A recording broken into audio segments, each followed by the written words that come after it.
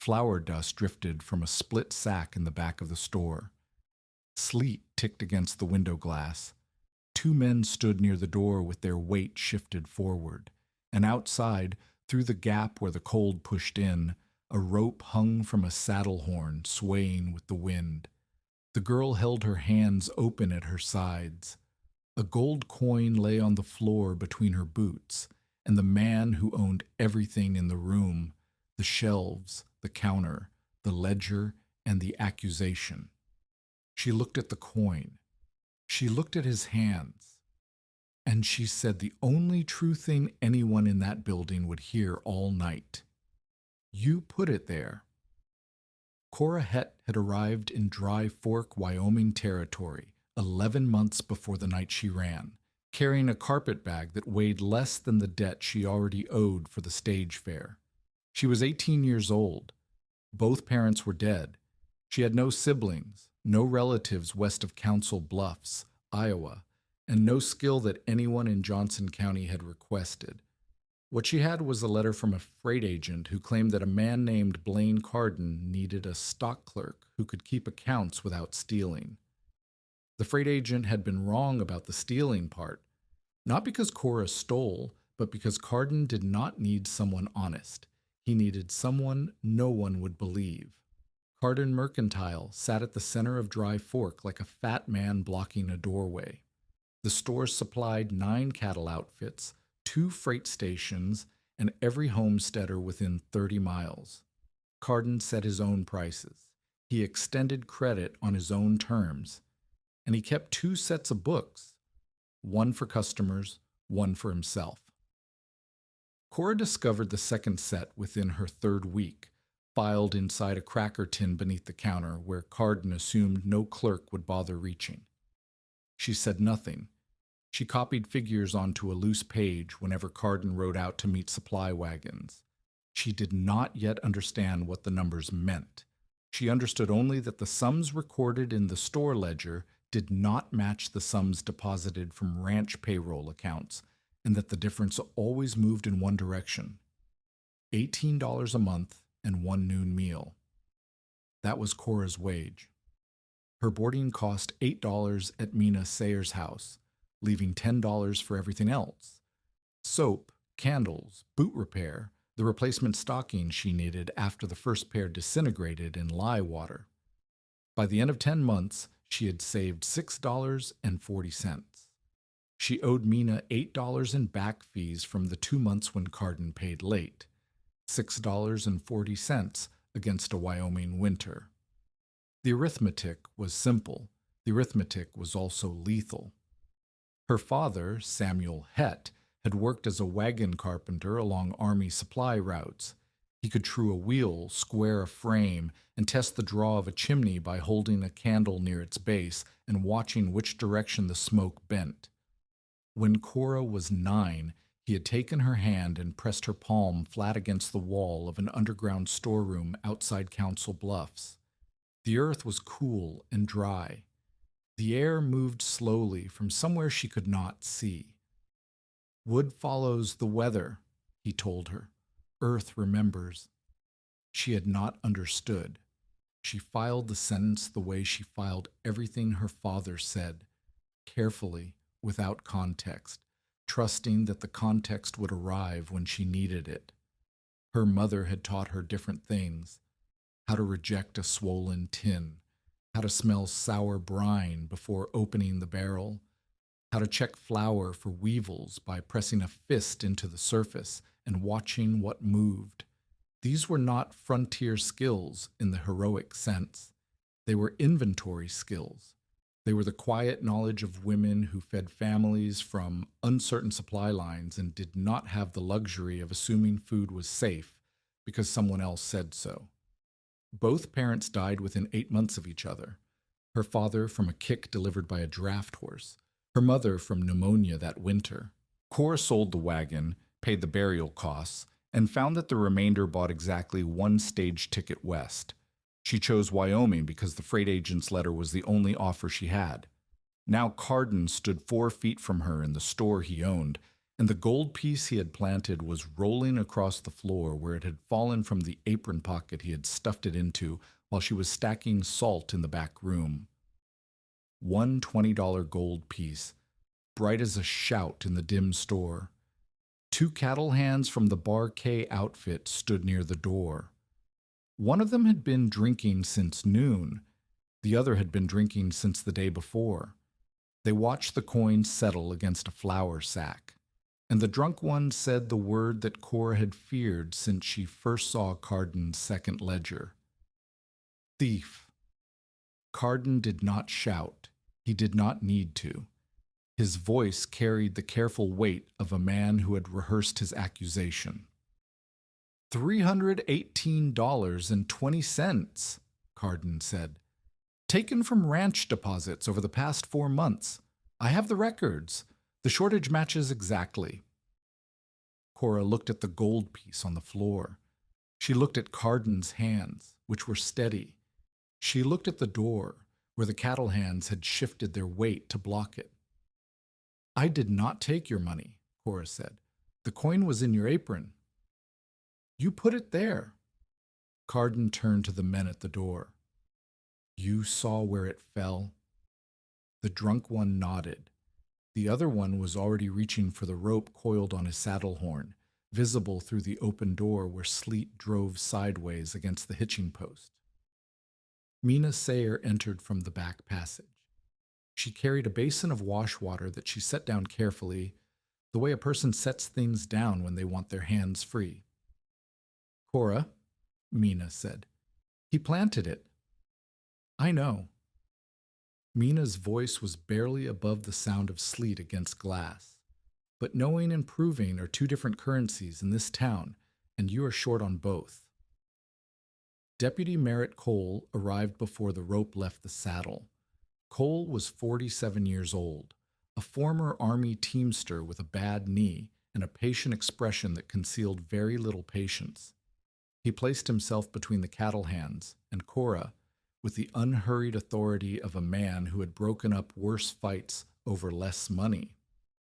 Nobody's hanging anybody tonight, Cole said. She stole from 9 outfits, Carden said.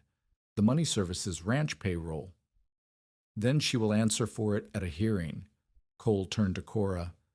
I can protect you from the drunks. I cannot protect you from the charge. Give me your hands, and I will keep you safe until the circuit judge arrives. When does the judge arrive? Cora asked. 3 weeks, Cole said. Maybe 4. 3 weeks in Dry Fork's single holding room, a converted tack shed behind the feedlot. No stove. 1 blanket. Meals delivered by whoever remembered. And Carden would have 3 weeks to find and destroy the copied ledger page that Cora had hidden inside her boot. The page that showed freight charges for commissary boxes that had never appeared on the store's receiving dock. Cora heard Carden's voice behind her, pitched low, speaking to a writer she could not see.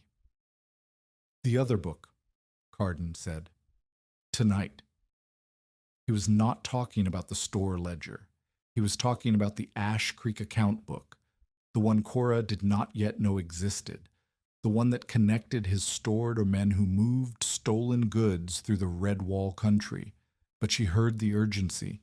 She heard the word tonight, and she understood that a jail cell would not protect her from a man who owned the town's only store, extended credit to its only deputy, and had already convinced 2 armed drunks that a 114-pound bookkeeper had stolen $318. Cora threw lamp oil across the top of the potbelly stove. The oil did not catch fire. It vaporized. A wall of acrid smoke filled the front of the store in 3 seconds. The cattle hands staggered backward. Mina pulled her apron over her face. Cole reached for Cora's arm and closed on empty air. Cora went through the storeroom. She knocked a crate of candles off the shelf, stepped over it, and hit the back door with both hands. The cold struck her chest like a fist. The storm had reached Dry Fork. Snow came sideways, not falling, driving. The wind carried ice crystals that stung exposed skin and reduced visibility to the length of a wagon. Cora wore a wool coat, a cotton dress, one pair of stockings, and boots that had been resoled twice. She had no gloves, no hat, no blanket, no food, and 3 matches in her coat pocket. Her right ankle, the one damaged in a wagon accident 3 years earlier, folded on the second step. She caught herself on a fence post, bit down on the pain, and kept moving. The cattle trail south led toward the Redwall foothills. Open ground would expose her. The trail dropped into broken country where horses could not move quickly and riders could not see far. Cora did not choose the trail because it led somewhere safe. She chose it because everything else was worse. Behind her, lanterns appeared, voices carried on the wind, fragments, commands, the sound of a horse being mounted in haste. She ran. The trail descended into rougher ground within a quarter mile. Sage and scrub oak clutched at her skirt. Frozen mud cracked under her boots. The wind screamed above the ridgeline but weakened in the draws, creating pockets of eerie stillness between blasts that nearly knocked her sideways. Her ankle failed again at the edge of a dry wash. She went down hard on her left knee, tearing her stocking and opening the skin beneath it. Blood froze against her shin before she could stand. Hoofbeats. Close. One rider, moving carefully down the same trail. Deputy Cole appeared from the snow like a gray shape detaching from a gray wall. He did not draw his weapon. He sat his horse and looked down at her the way a man looks at a calf that has walked into a creek it cannot cross. "That wash will bury you before morning," Cole said. Cora stood on her damaged ankle. The pain was a bright line running from her heel to her knee. "Carden planted that coin." "Maybe he did," Cole said. "But you ran, and running from a deputy in Johnson County during a blizzard is not the act of an innocent woman. It is the act of a dead one." "Arrest me in 3 weeks," Cora said, "after I have shown someone the page in my boot." "What page?" "The freight charges that do not match the receiving records. 3 shipments of commissary boxes from Fort McKinney. Carden recorded them as return damaged. They were not returned. They were moved south." Cole was quiet. The wind filled the silence. "Come back," he said. "I will look at the page myself." "And Carden will look at it first." Cole did not deny this. His silence was the most honest thing anyone in Dry Fork had said to her all night. Cora turned and dropped over the edge of the wash. The bank was steep, perhaps 12 feet of frozen earth and exposed sandstone. She half slid, half fell, catching herself on a root that tore the skin from her right palm. She hit the bottom on both feet, and her ankle screamed. Above her, Cole's horse stamped and refused the edge. The wash was too narrow and too steep for a mounted rider in near zero visibility. Cole called her name once. The wind took it. Cora pressed herself against the bank and listened to the hoofbeats retreat. She was alone. $6.40 in her pocket, 3 matches, a pocket knife, 1 wool coat already damp with snow, a torn ledger page in her boot, blood on her knee and her palm, a weak ankle swelling inside a boot she could not afford to remove because she might not get it back on. No horse, no food, no shelter, no fire. 32 miles north to Buffalo, where she knew no one. 9 miles east to the Redwall foothills, where no one lived except cattle in summer and outlaws in winter. The temperature was dropping. She could feel it in the way the snow changed, from wet flakes to dry crystals that hissed against the rock. Cora began crawling along the base of the wash. The wind screamed overhead, but could not reach the bottom. The walls created a channel of relative stillness, though the cold pooled here like water, dense and heavy against her skin. She moved east because west led back to Dry Fork. She moved east because the wash deepened in that direction and the walls rose higher, cutting the wind further. She moved east because stopping meant dying, and dying meant Carden would burn the ledger page and keep stealing from men who trusted him with their wages. 60 yards along the bank, the brush changed. Sage and dead grass gave way to a line of scrub that grew unnaturally straight, too regular, too dense, too deliberately arranged. Cora pushed through it with her shoulders and her hands struck wood. A door, short and wide, framed with dark timber, sealed with pitch that had cracked but not peeled. The latch was bound with a rope so old it had stiffened into something closer to wire. Cora cut the rope with her pocket knife. The blade was dull. It took 9 strokes. When the latch released, the door shifted inward 1/4 of an inch, and air touched her face. Not warm. Nothing underground in Wyoming in January was warm.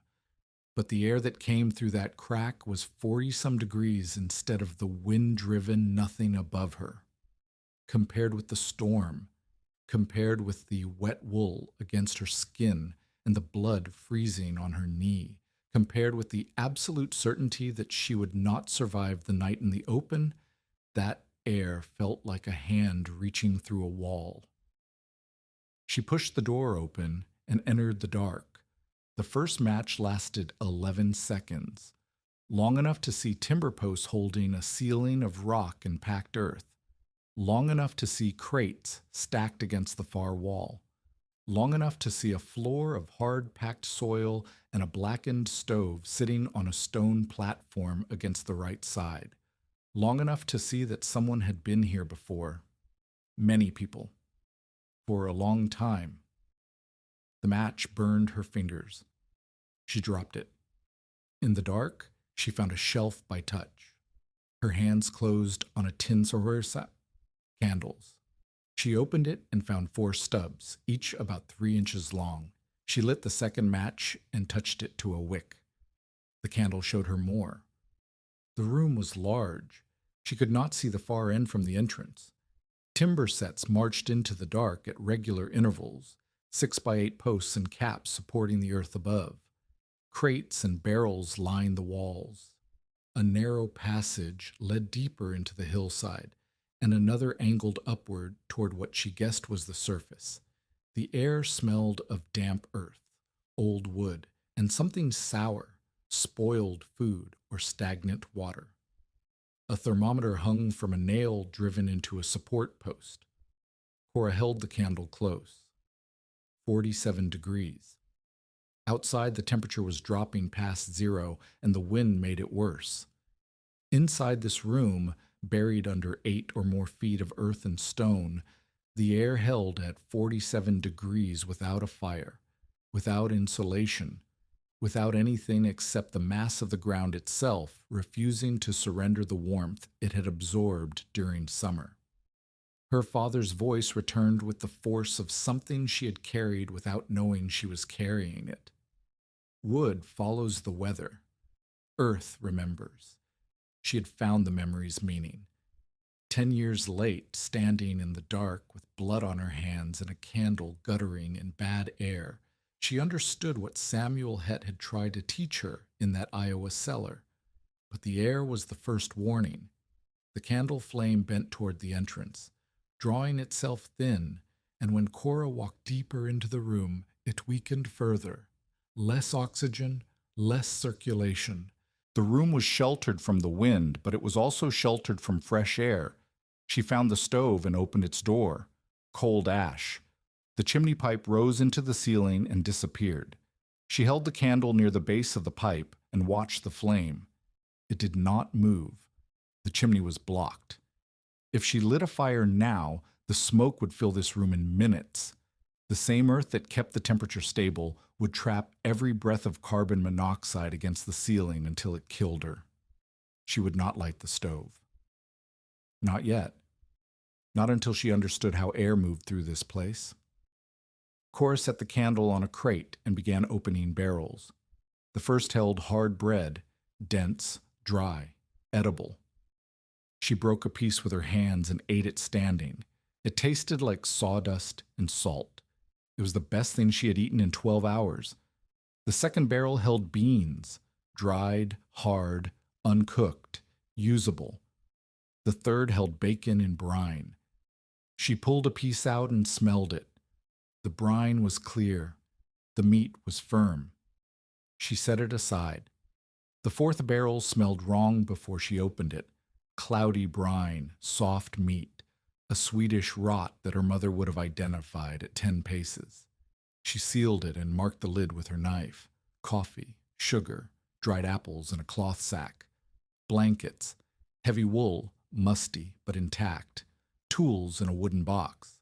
A handsaw, a hammer, nails, a hatchet, a coil of wire, and a revolver with 6 cartridges. Cora did not touch the revolver. She continued the inventory.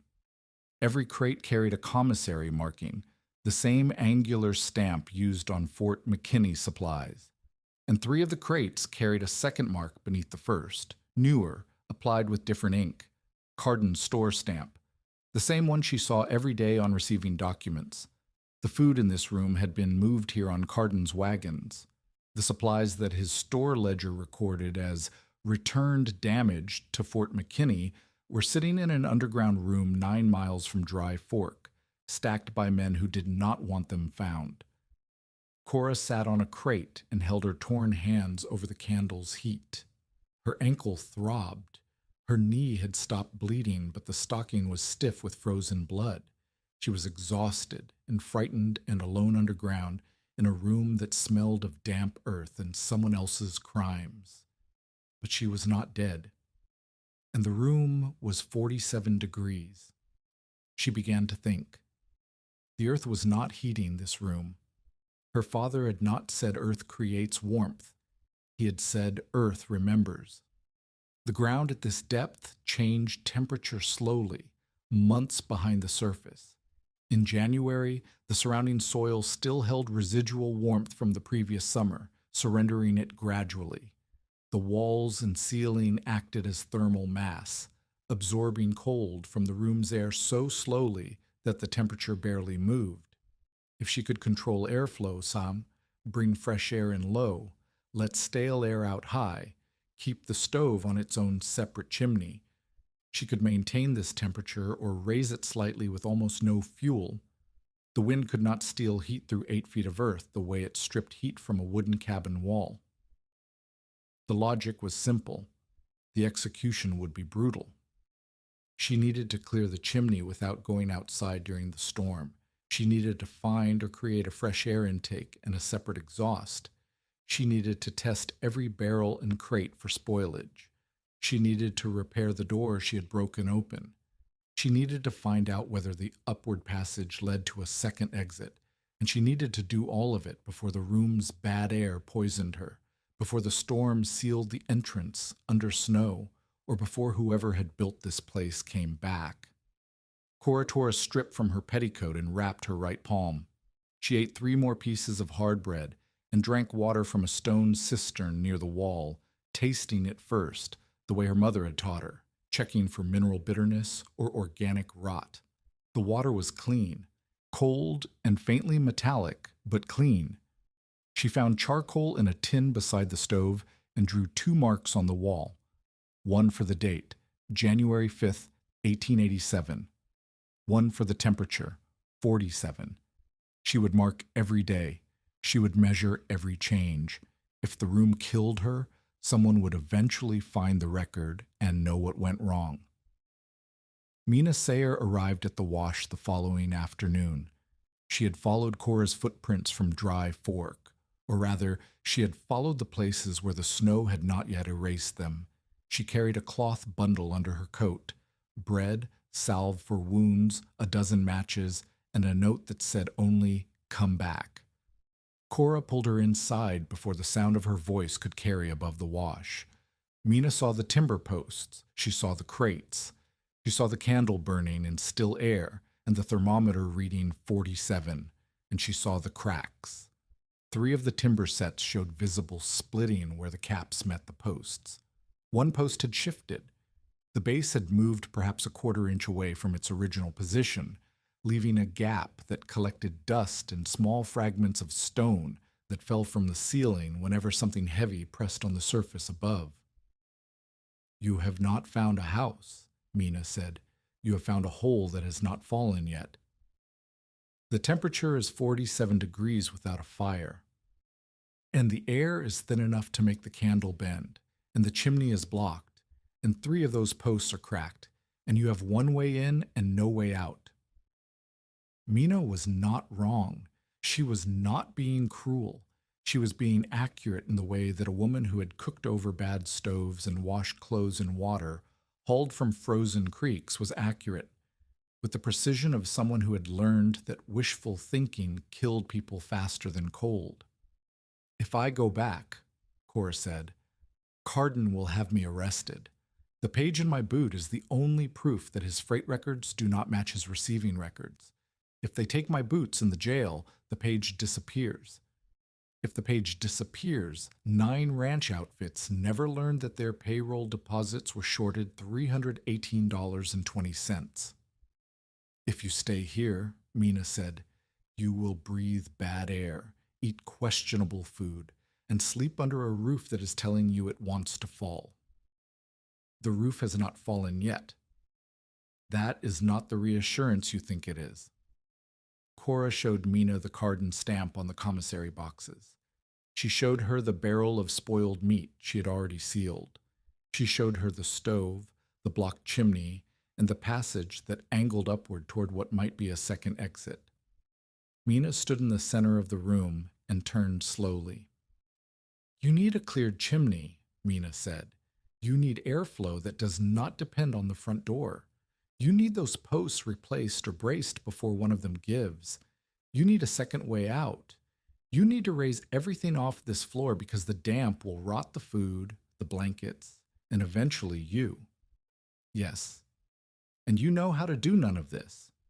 I know how to measure. I know how to test. I know how to keep records of what changes and what holds." Mina picked up a loose stone from the floor and tossed it gently at the nearest cracked post. A thin stream of dust fell from the cap. "Measure fast," Mina said. Before she left, they made one more discovery.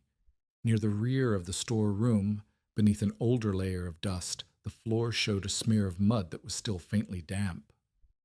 Someone had walked through this room recently. The mud was fresh, weeks old, perhaps less. The dust above it had settled evenly, meaning it had accumulated after the footprint was made. Whoever had entered had come and gone before the heavy snows, probably within the past 2 months. Cora and Mina stared at the print. "The Ash Creek outfit," Cora said. "The Ash Creek outfit disappeared 2 months ago," Mina said. "Everyone assumed they moved south." "What if they did not move south? What if they only stopped coming to town?" Mina looked at the door, the barrels, the revolver Cora had not touched. "Then you are living in someone's winter camp," Mina said, "and they may come back for their supplies." Cora had a choice.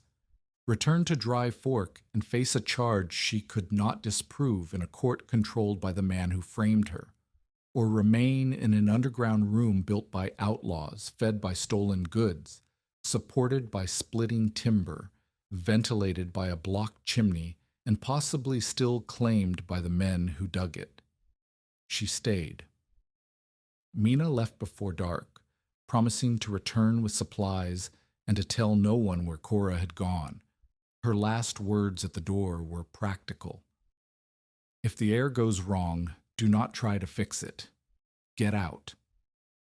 Cora sealed the door behind her and sat in the 47-degree silence. The candle made a steady gold circle on the packed earth floor. Beyond its reach, the room held shapes she could not fully see.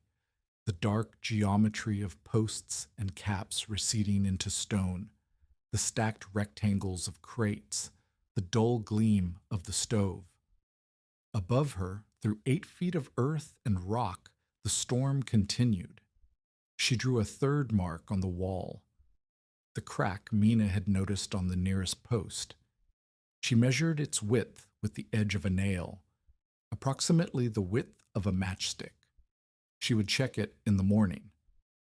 4 days later, a cattle hand from the Barkay outfit told Cardin's hired man that he had seen a thread of smoke rising from somewhere near the upper wash.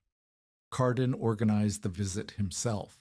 He brought Deputy Cole, 3 riders, and a certainty in his voice that Cora recognized, the certainty of a man who already knew what he would find because he had put it there.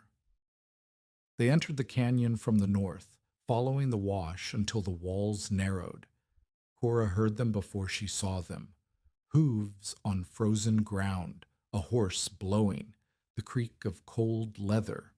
She met them at the outer bend of the wash, 30 yards from the entrance. She did not show them the main door. She stood against the rock wall with her hands visible and the revolver tucked into the back of her belt where it pressed against her spine. Cole spoke first. "You are alive." "I am alive." "You should not be." "And yet," Cardin dismounted.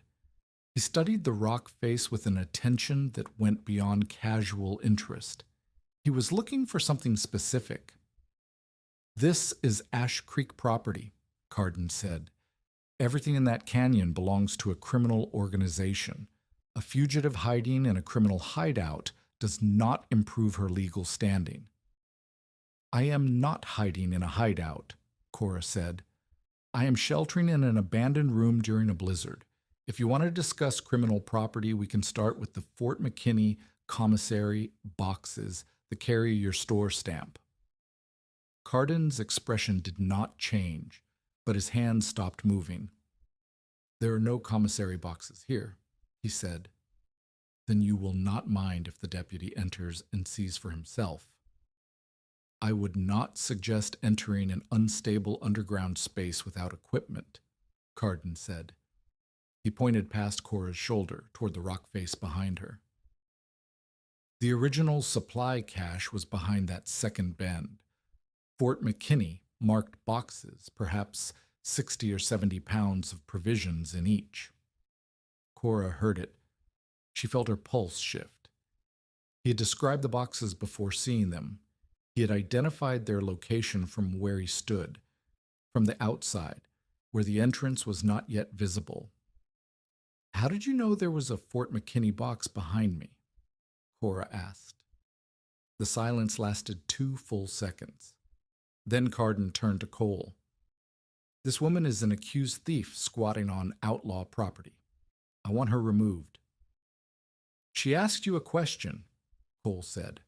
"The question is irrelevant. I'm filing a complaint." One of the riders leaned forward in his saddle. He looked at the rock face, then at the thin line of what might have been chimney smoke above the ridge. "Built herself a grave with a chimney," he said. The others laughed. Not all of them. Cole did not laugh, but enough to carry. Cardin demanded access to the interior. Cole refused. Cardin demanded that Cole arrest Cora on the original theft charge. Cole said he would do so at the hearing, which had not yet been scheduled because the storm had closed the roads. "Then I want the property secured," Cardin said. "Secured for whom?" Cole asked. The question hung in the cold air. Cardin did not answer it. He mounted and led his riders back up the wash. But Cora noticed something before they left. Cardin had not once asked about the theft. He had not mentioned the $318. He had not described the evidence or demanded that Cora return the money. He had asked about boxes.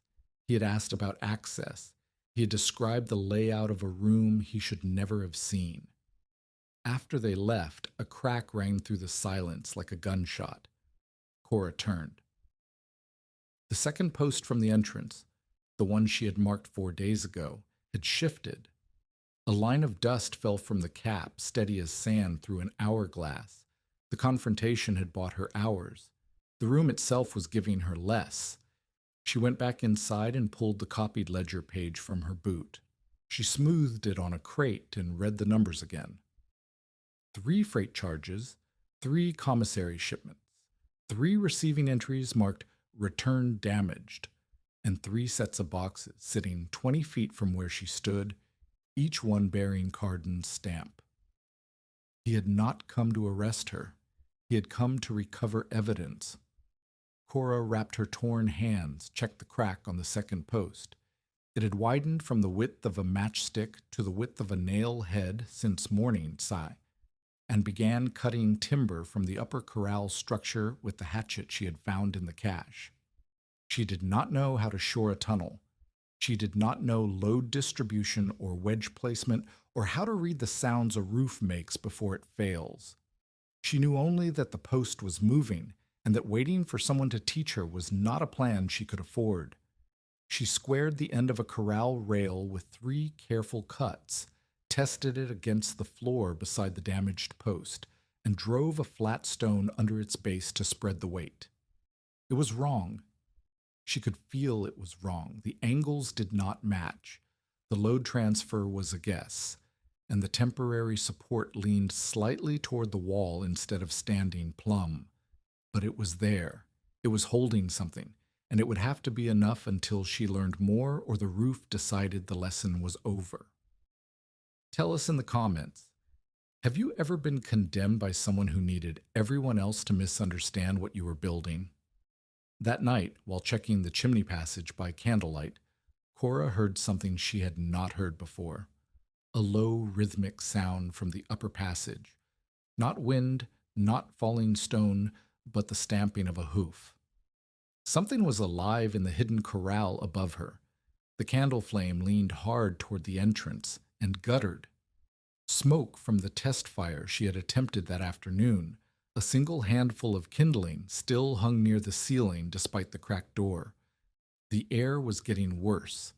The post was still moving. Someone's horse was standing above her head. And somewhere in Dry Fork, Carden was writing a complaint that would give him legal access to the room she could not leave. Cora marked the wall.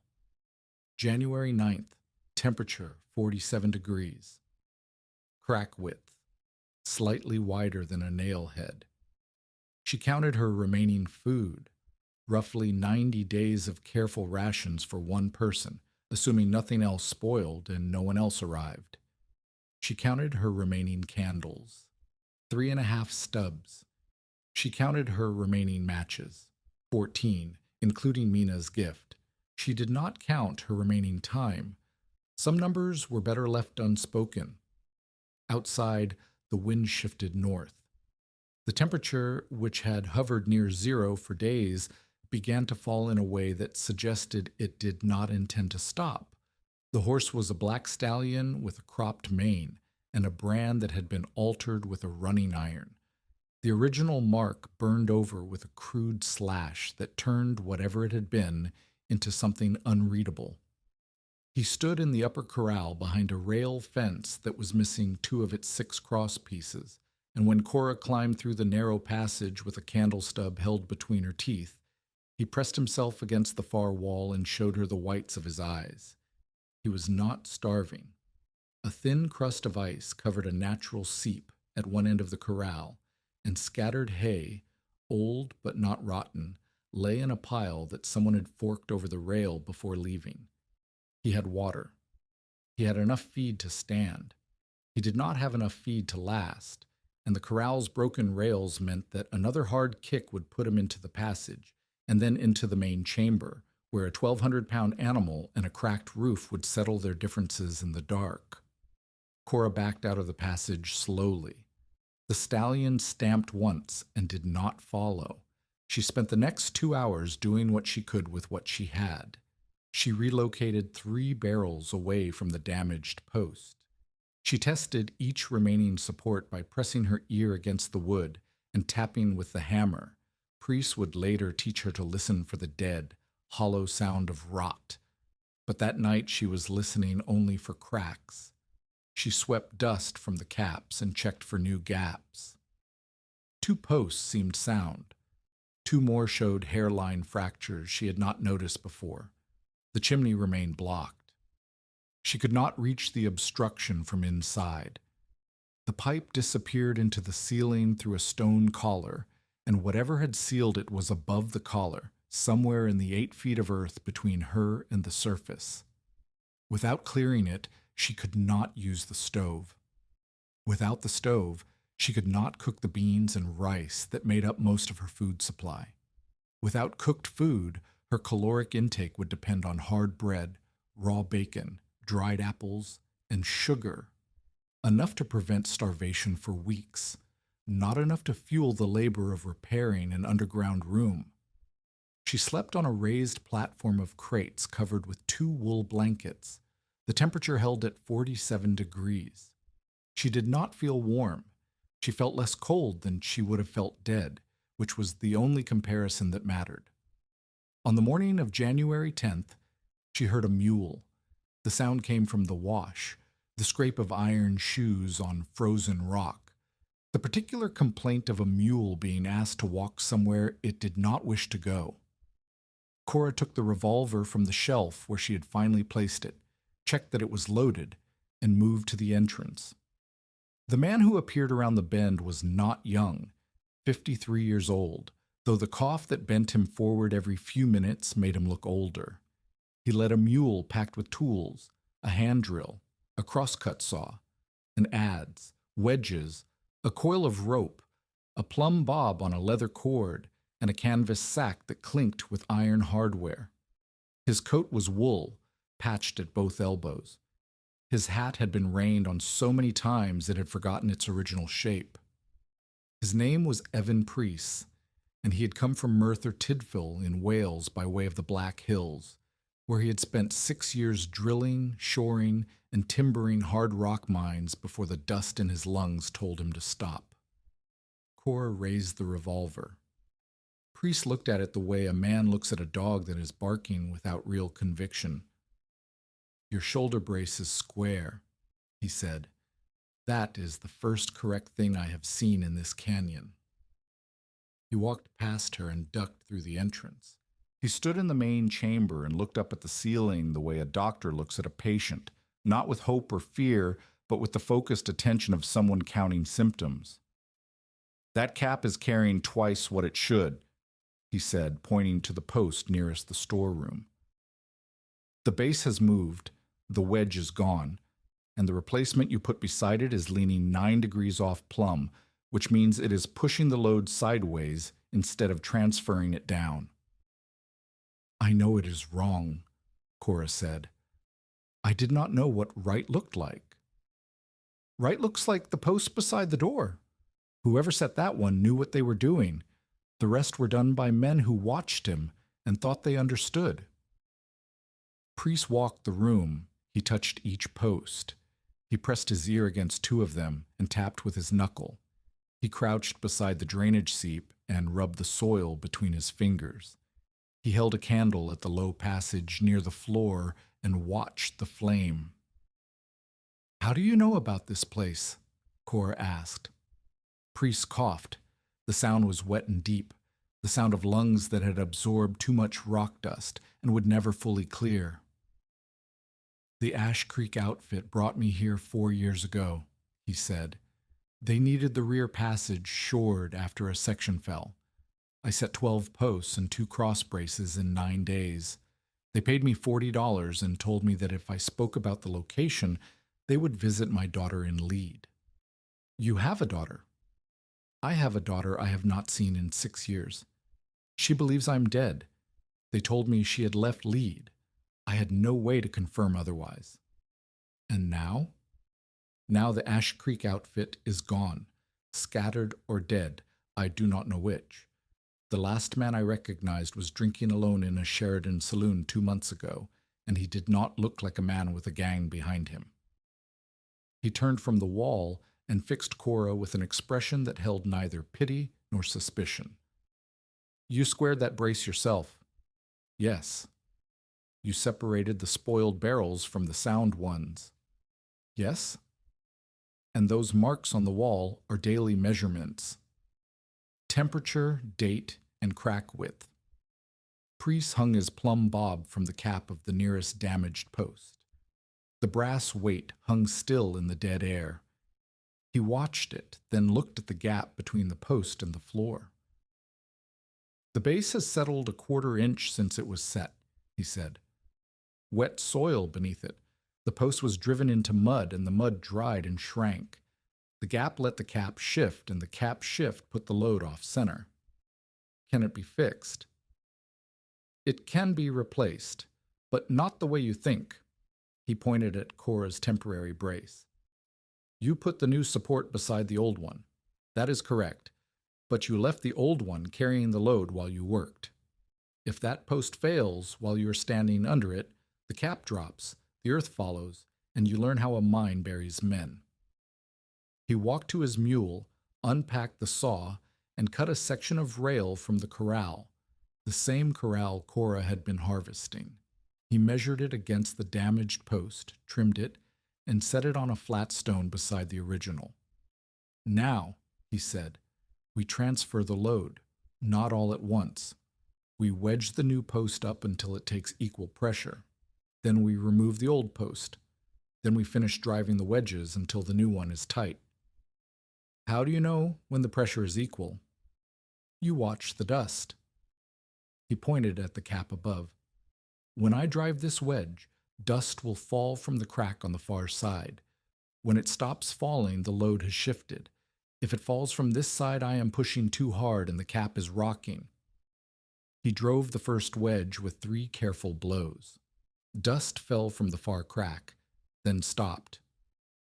Your turn, he said. He handed her the hammer. Cora struck the wedge. Dust fell. She struck again. More dust from the same side. Too much. She stopped. Why did you stop? Priest asked. The dust came from the same place twice. That means I'm pushing the load the same direction instead of leveling it. Priest nodded. He did not compliment her. He moved to the opposite side and placed a second wedge. Alternate, he said. 2 strokes on this side, then 2 on the other. Watch the dust. Listen to the wood. If the post makes a sound like a knuckle cracking, stop immediately and back away. They replaced the first post in 4 hours. It took 4 hours because Priest would not allow Cora to rush. Every wedge was driven in increments. Every shift in the cap was watched. Every sound from the timber was catalogued. The creak of settling weight, the tick of a wedge finding its seat, the silence that meant the load had found its new home. When the rotten post was removed, Cora saw that its base had been eaten to pulp. 6 inches of solid wood had become sponge. The post had been standing on faith and habit, nothing more. 3 more like this, Priest said, and 7 that need watching. How long? At this pace, 2 weeks. Faster if you stop asking questions and start cutting timber. They worked through the afternoon. Priest taught by demonstration. He did not explain the physics of load distribution in abstract terms. He placed Cora's hand on a cap and drove a wedge on the opposite side, and she felt the vibration travel through the wood, a living pulse that said the weight was moving. He made her press her ear to a post and tap it from the far side, and she heard the difference between solid pine and the hollow dead resonance of rot. The second post came out faster. Cora cut the replacement herself, a 6-inch diameter section of corral rail squared at both ends with a flat stone pad beneath the base to spread the weight across damp soil. Priest corrected her wedge placement once. The cap settled without cracking. 2 down, 2 to replace, 7 to monitor, and the chimney still blocked. On the afternoon of the second day, Priest cleared the chimney. He climbed the exterior slope above the chamber, found the pipe outlet beneath a cap of snow, and pulled out a compressed mass of dead leaves, bird nesting, and frozen debris that had accumulated over at least 1 full season. He cleared the pipe with a length of wire twisted into a spiral, then returned inside and held a candle at the stove's base. The flame leapt toward the opening. Smoke climbed. The stove has its own flue, Priest said. That was done correctly. The builder knew enough to separate cooking smoke from a room air. The problem was only the blockage. He lit a small fire, kindling first, then a single quarter-split section of pine from the woodpile. The smoke rose cleanly into the pipe and vanished. Within an hour, the room temperature climbed from 47 to 51 degrees. Cora stood beside the stove and held her hands over it. She had not been above 50 degrees in 5 days. The warmth reached her palms, her wrists, the ache in her swollen ankle. She closed her eyes. "Do not fall in love with it," Priest said. "The stove is not the system. The system is airflow. Without the low intake and the high exhaust, this stove will pull oxygen from the room until the fire goes out. And if you're sleeping when that happens, you go out with it." He showed her the low intake, a narrow shaft approximately 4 inches in diameter, angled downward from the surface to emerge near the floor at the far end of the chamber. It was partially blocked with debris. They cleared it with wire and a wooden ram. When it opened, the candle flame at the room's center bent slightly, a visible current of fresh air entering low, warming as it crossed the room and rising toward the high exhaust passage on the opposite wall. The exhaust was larger, roughly 8 inches across, angling upward through the earth to emerge on the slope above. It drew stale air and moisture from the ceiling. The stove had its own independent chimney. The room had its own independent circuit. 3 systems, Priest said. Stove smoke goes up the chimney. Stale room air goes up the exhaust. Fresh air comes in the intake. If any one of them fails, you will know within minutes. The candle will tell you. A healthy room keeps the candle steady. A failing room makes the candle dance. Cora marked the wall. January 12th. Room temperature with restrained fire, 53 degrees. Candle test. Steady at all stations for 20 minutes. Chimney smoke, clean draw. The 3rd repair session taught her something priests could not have planned. They were replacing the post nearest the storeroom when Cora noticed that the cap above had old markings. Tally marks carved into the wood. Groups of 5 scored with a knife. She counted 47. 47 days, Priest said. Someone wintered here for 47 days and kept count. Ash Creek? Or whoever came before them. This room is older than 4 years. The original shoring is hand-hewn, not milled. Whoever dug this space did it with a pick and squared the posts with a broadaxe. The room had a history deeper than one gang. It had been built by someone who understood underground construction, probably a miner, possibly decades earlier, and then occupied by successive groups who maintained parts of it and let other parts decay. Cora was not the first person to survive a winter here. She was the first person to try doing it correctly. On January 14th, Mina returned. She brought needles, salve, 2 stovepipe elbows Cora had not asked for, and a length of clothesline that would become the most useful piece of equipment in the chamber within a week. She also brought news. Carden had circulated 3 stories about Cora in Dry Fork. The first was that Cora had been working with the Ash Creek gang, skimming store profits and passing money through their supply chain. The second was that she had stolen the ranch payroll before fleeing and entered the Red Wall to retrieve her share of the take. The third was that she had been planning the theft for months and used her position as clerk to identify exactly which deposits to divert. Each story contradicted the others. A co-conspirator would not need to steal payroll she was already receiving through the gang. A months-long planner would not flee without a horse or provisions. A woman retrieving a hidden share would not run into a blizzard with 3 matches and a pocket knife. But contradictions did not matter in Dry Fork. Repetition mattered. Carden told the stories at his own store counter, where every rancher and freight hand in 30 miles eventually stood. The details shifted, but the core accusation calcified. Cora Het was a thief. Mina set the stovepipe elbows on a crate and looked around the chamber with an expression Cora had not seen before. Not disapproval, not fear, but the careful evaluation of a woman revising her estimate of what was possible. "The air is better," Mina said. "Priest cleared the chimney and the intake." "Who is Priest?" "A man who knows how underground rooms work. He shored the tunnels for the Ash Creek gang 4 years ago. They held his daughter's safety over him." Mina processed this in the way she processed everything, quickly, practically, and with a question that went to the center of the problem. Does he know where the gang went? He believes they scattered. He saw one man in Sheridan 2 months ago, alone and not prosperous. Then the supplies are unclaimed. "They are stolen," Cora said.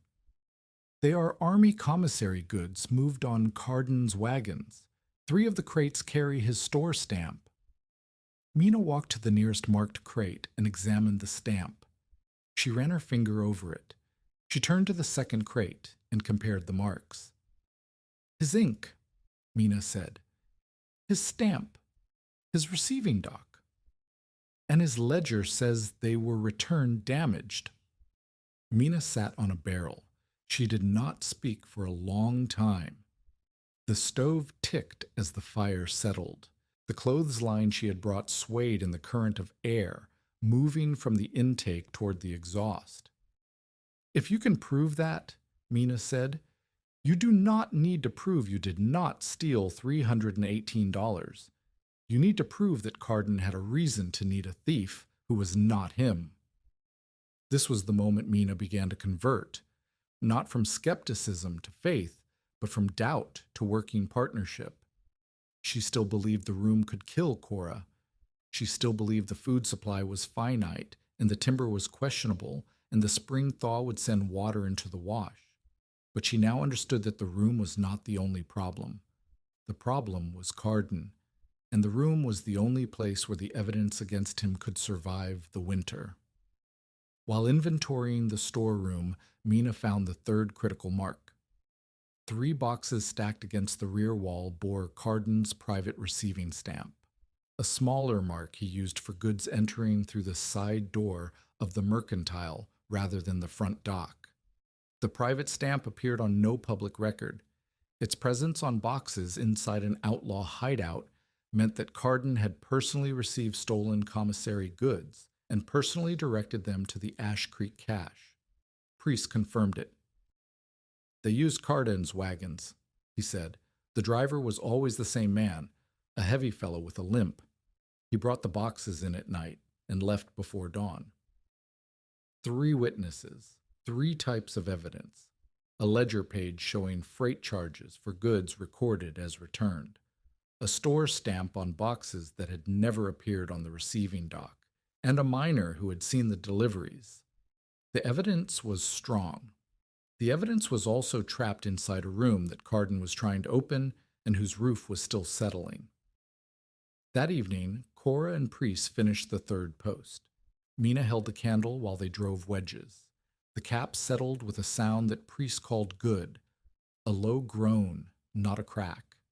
The dust fell evenly from both sides.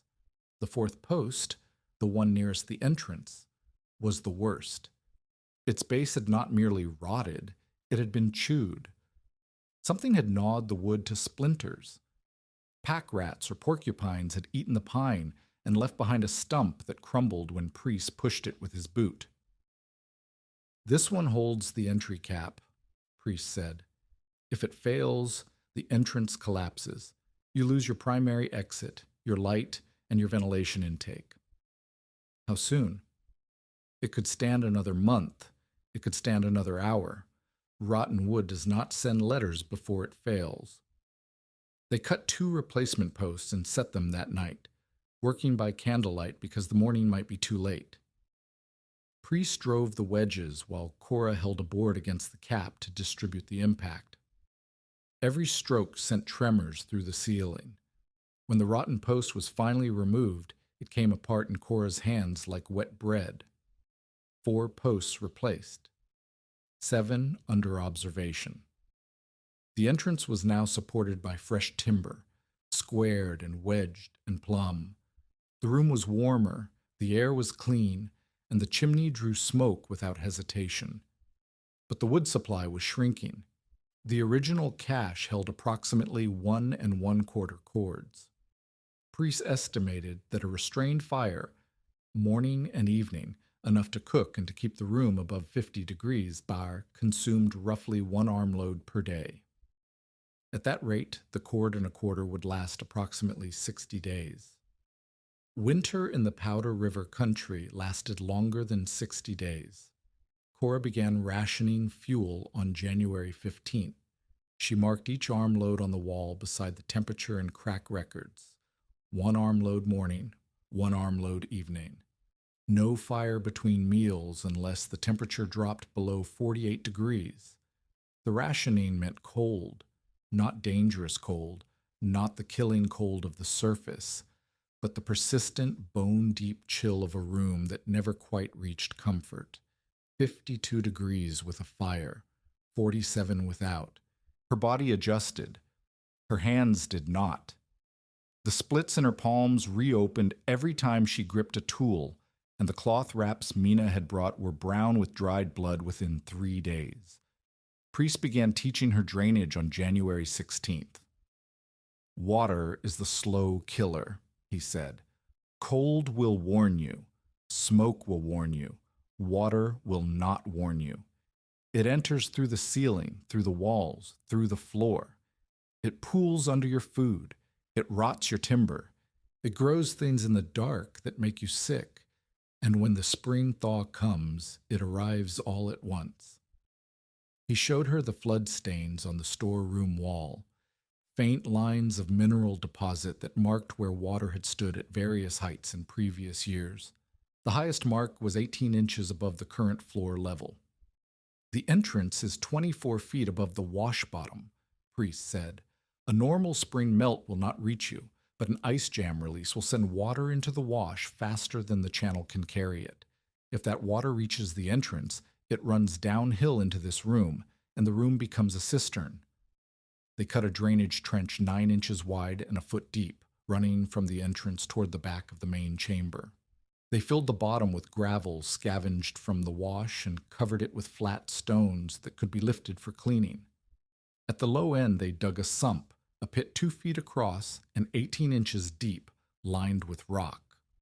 Water entering the trench would flow to the sump. If the sump filled, a bypass channel directed overflow into the storeroom, where a natural crack in the floor allowed seepage into deeper earth. Priest made Cora pour a bucket of water into the trench and time how long it took to reach the sump. 14 seconds.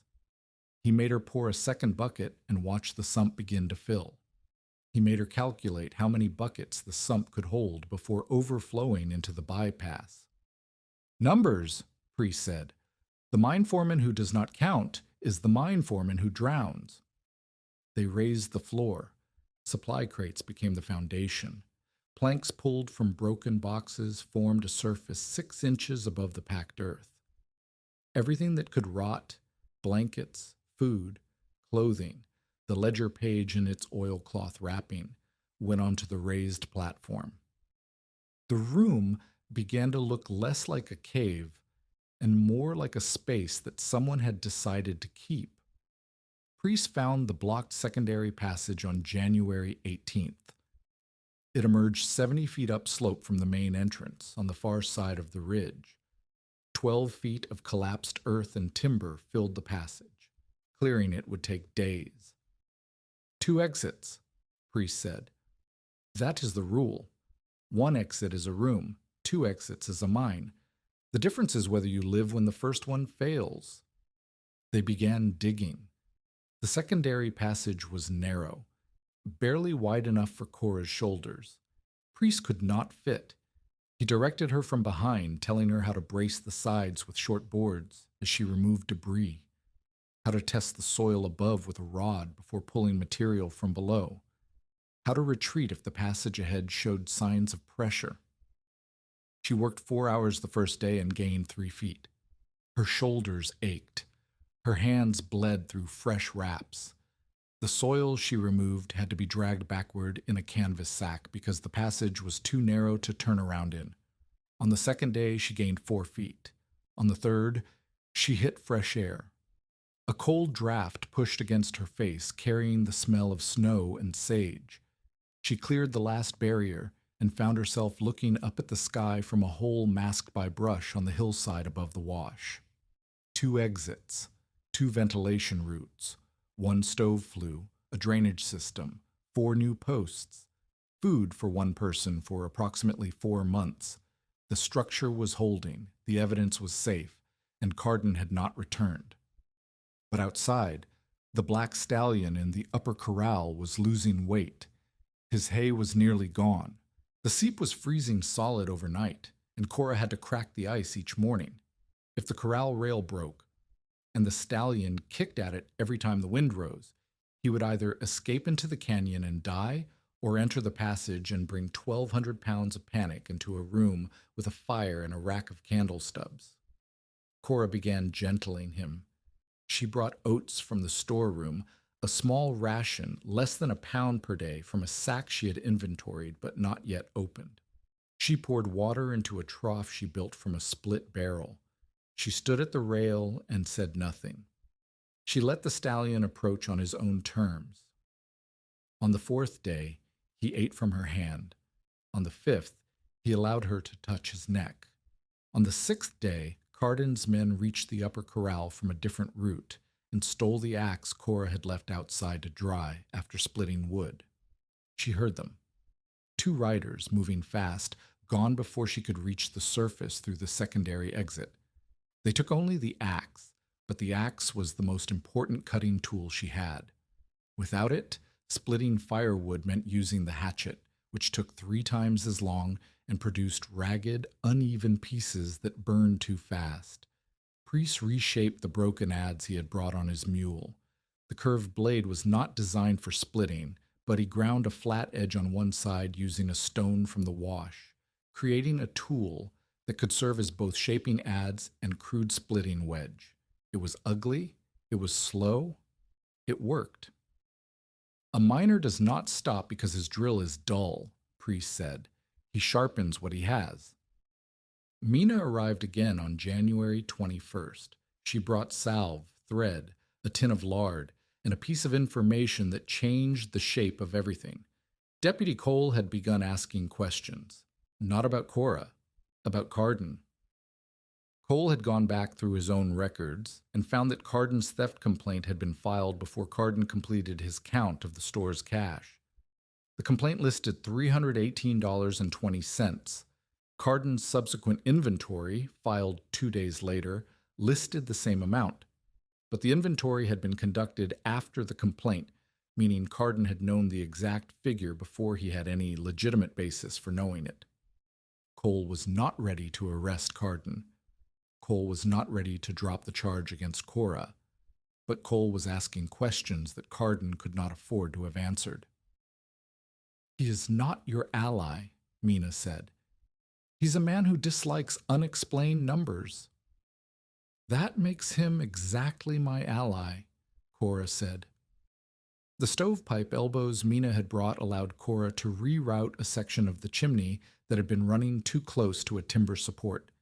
The original installation left less than 4 inches between the hot pipe and a dry pine post, close enough to char the wood over time and eventually start a fire underground. Priest showed Cora how to measure clearance, wrap the nearest timber with a wet clay pack, and install the elbows to create a jog in the pipe that doubled the distance to the closest wood. "Fire underground is not like fire in a cabin," Priest said. "In a cabin, you run outside. Underground, there is no outside. The smoke fills every passage, the heat cracks the timber, and the collapse comes from above. I have seen it. I do not wish to see it again." His cough was getting worse. Some mornings he could not speak for the first hour. He sat beside the stove and breathed the warm air and said nothing until the spasm passed. Cora did not ask whether he was dying. She measured his cough the way she measured everything else, by frequency, duration, and trend. The frequency was increasing, the duration was stable, the trend was not favorable. By January 25th, the major work was complete. The room held 4 new posts and 7 monitored originals. The chimney drew cleanly. The intake and exhaust maintained steady airflow in all wind conditions. The drainage trench was clear. The sump was empty. The floor was raised. The food was sorted, dated, and stored above ground level. The secondary exit was open and marked with a rope that led from the interior to the surface. Cora had built a dogleg vestibule at the main entrance, 2 doors with a turning passage between them. When the outer door opened, cold air entered the vestibule but could not reach the main chamber directly. The inner door remained closed until the outer was sealed. The vestibule acted as an airlock, absorbing the worst of the wind exchange before it could affect the living space. The temperature data was now consistent. Without fire, 47 degrees. With a restrained morning and evening fire, 52 to 53 degrees. With a sustained fire on the coldest days, 55 to 56 degrees. The stove consumed approximately 1 1/2 armloads of wood per day at the higher setting. Priest tested the secondary exit from outside and placed a tall marker pole above each ventilation opening, the intake, the exhaust, and the chimneyomas, so that the shafts could be located and cleared beneath drifting snow. He connected the poles with a rope strung at waist height. "When you cannot see," he said, "you follow the rope. When you cannot follow the rope, you stay inside." Deputy Cole returned on January 27th. He came without Carden. He came without riders. He came alone on a bay gelding and stood in the main chamber and read the thermometer and said nothing for a long time. 47 degrees, Cole said. "Without a fire," Cora said. "That is warmer than my office." "Your office has windows. Windows lose heat. Earth does not." Cole walked the room.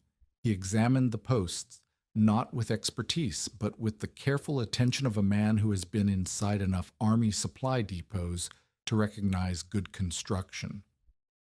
He looked at the drainage trench, the raised floor, the ventilation system, the stove clearance. "Warm today does not mean breathing tomorrow," Cole said. "The candle test says otherwise." Cora lit a candle and held it at the center of the room. The flame stood straight, leaning only faintly toward the exhaust, a steady, visible current of air moving through the space. Cole watched the flame. "What happens when the snow covers the intake?" "There is a marker pole above each opening. The poles are connected by a rope. If the intake buries, I clear it from above." "What if you cannot reach it?" "Then I open the secondary exit and use it as a temporary intake until conditions improve." "What if both are buried?" "Then I extinguish the fire and wait. The room holds enough air for several hours without circulation. The temperature will not fall fast enough to be dangerous in that time. The snow will settle and compact, and I will dig out the nearest opening." Cole looked at her. He looked at the thermometer. He looked at the candle. "You sound like a miner," he said. "I sound like a woman who measures things." Cole left without arresting her. He left without dropping the charge. He left without committing to anything except the observation that the room was 47 degrees without a fire and that Cora sounded like a miner. But he also left without Carden. The first real test came that night. The temperature outside dropped below 0. Frost accumulated where the warm exhaust air met the cold hood at the top of the vent shaft. The ice narrowed the opening. The room developed a faint, smoky smell. Not dangerous yet, but present. A warning. Cora climbed to the surface through the secondary exit and cleared the frost from the exhaust hood. She packed stones around its base and bent the hood to a steeper angle, increasing the gap between the warm stream and the cold metal. The smell vanished within an hour. She marked the repair on the wall, but the fix exposed a design weakness. Any prolonged cold would produce frost at the exhaust. The frost would narrow the opening. The narrowing would slow the airflow. The slower airflow would allow smoke to accumulate in the room. The cycle would repeat until someone cleared the hood or the opening sealed. Priest suggested a modification. They widened the exhaust hood, added a second layer of stone around its base to retain a small amount of heat from the outgoing air, and cut a series of grooves in the underside of the hood that directed condensation outward instead of allowing it to drip back into the shaft and refreeze. You will still need to clear it, Priest said. Every exhaust above ground will frost in this country, but now it takes longer to close, and you have more time to notice. Cora marked the modification. She marked the temperature. She marked the fuel consumption.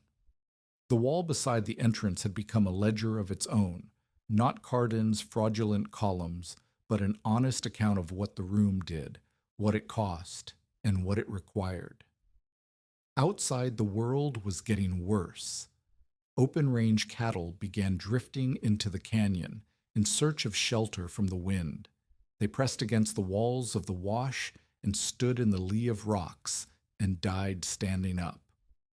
Wolves followed the cattle. Their tracks appeared in the snow around the entrance each morning. The stallion pressed against the corral wall and refused to eat. Something was building. The barometric pressure, measured by Priest's old pocket barometer, was falling steadily. The clouds lowered. The wind shifted from west to north. The temperature, which had been hovering near zero, began dropping faster in the afternoons than it recovered overnight. Near sunset on January 8th Thas, the day before the documented storm, a bell rang beyond the entrance. It rang once, a clear, bright sound that had no business in a canyon during a blizzard. Then it dragged across stone, a scraping, sliding sound, as if the bell were being pulled by something that could not hold it.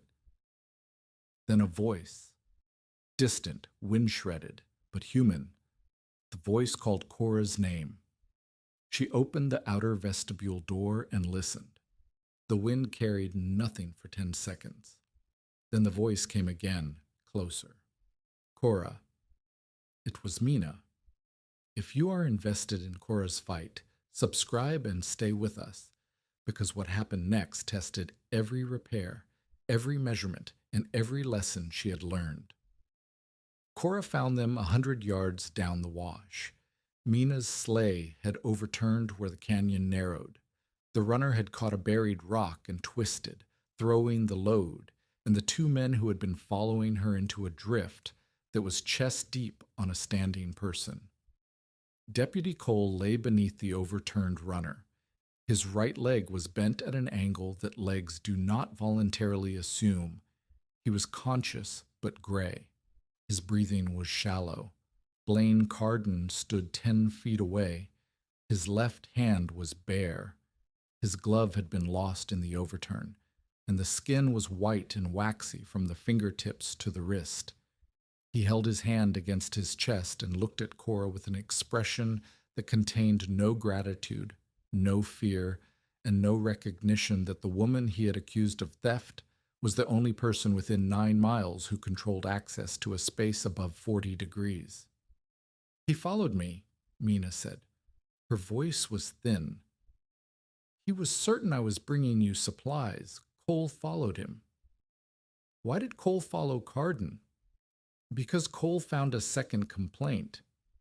Carden filed a freight insurance claim for the same commissary boxes a week before he filed the theft complaint against you. He claimed the boxes were lost in transit, but they were not lost. They were here. The temperature was falling. Cora could feel it on the exposed skin of her face. The particular tightening that meant the air was crossing below zero and heading towards something worse. The light was dying. The wind was rising. She had 3 people in the snow. One could not walk. One could not use his hand. One had dragged a loaded sleigh through 9 miles of canyon to bring supplies to a woman the town had branded a thief. Cora brought them inside. The refuge that had held 2 people now held 5. The math changed instantly. 5 adults breathing, 5 adults producing moisture, 5 adults consuming food, water, fuel, and air. The systems she and Priest had calibrated for 1 occupant with an occasional visitor were now operating at 2.5 times their design load. The temperature inside the chamber rose 2 degrees within the first hour, not from the stove, but from body heat. The air grew heavy. Wet wool steamed beside the fire. The candle flame, which had been steady for days, began to waver. Cora recalculated aloud while Mina splinted Cole's leg with barrel staves and strips of blanket. 3 days minimum before anyone can travel. 12 gallons of water. Fuel cannot exceed 2 measured armloads per day. Wet clothing dries in shifts. 2 items at a time near the stove. Everything else hung on the clothesline away from the fire. Everyone remains in the main room. The storeroom stays sealed to reduce the heated area. Carden sat against the wall and said nothing. His damaged hand rested on his knee. The fingers had not regained color. Priest examined the hand from across the room. The fingers may survive if you keep them away from direct heat, Priest said. Warm them slowly, skin temperature, not stove temperature. If you put that hand against the iron, you will lose what the cold has not yet killed. Carden pulled his hand closer to his chest and did not thank him. The storm arrived in full force during the night of January the 9th. The temperature on the surface fell from the low 20s to approximately 22 degrees below zero by midnight. The wind exceeded anything Cora had heard since entering the canyon, a sustained roar that penetrated the earth above and created a vibration in the ceiling timbers she could feel through her palms when she pressed them against the wood. Snow did not fall. Snow was driven. It moved horizontally through the canyon like sand through a chute. It buried the entrance vestibule in the first 4 hours. It covered the ventilation markers. It pressed against the secondary exit until the door bowed inward. Inside, the stove burned low, 2 armloads, no more. The first failure came at 3 in the morning. Cora woke to a room that smelled wrong. Not smoke. The chimney was drawing. Something flatter. Staler. The air itself was thinning. She lit a candle and held it near the intake shaft. The flame did not move. The intake was buried. Snow had covered the marker pole and sealed the opening. Without fresh air entering the room, the stove was drawing oxygen from the chamber itself, replacing it with carbon monoxide that rose toward the ceiling and slowly filled the space from the top down. Cora extinguished the stove. The room went dark, except for the candle. "What happened?" Cole asked from the floor. "The intake is blocked. The stove was consuming our air." "Open the door." "The door's buried under 4 feet of snow." Silence. The wind screamed above them, muffled by 8 feet of earth, but still audible, still present, still pressing. "The secondary exit," Priest said. His voice was weak. The cold and the exertion of the past weeks had compressed his cough into something that came in long, low waves. "Go up. Clear the intake from above. Follow the rope." Cora dressed in every piece of dry clothing she could find. She wrapped her hands in double cloth. She took 3 candles in the oilcloth pouch that held the matches. The secondary passage was narrow and cold. Far colder than the main room because it was closer to the surface and the wind reached into its upper end. She climbed on hands and knees, pushing through 12 feet of passage that felt like 50. The exit door was buried. She pushed it open against the weight of packed snow and crawled onto the surface. The world was white noise, wind and snow, and nothing else. She could not see the canyon walls. She could not see the marker poles. She could not see anything except the rope that Priest had strung between the ventilation openings. She grabbed the rope and followed it. The intake marker was buried. She dug with her hands, no shovel, no tool, nothing except fingers wrapped in cloth that soaked through in seconds.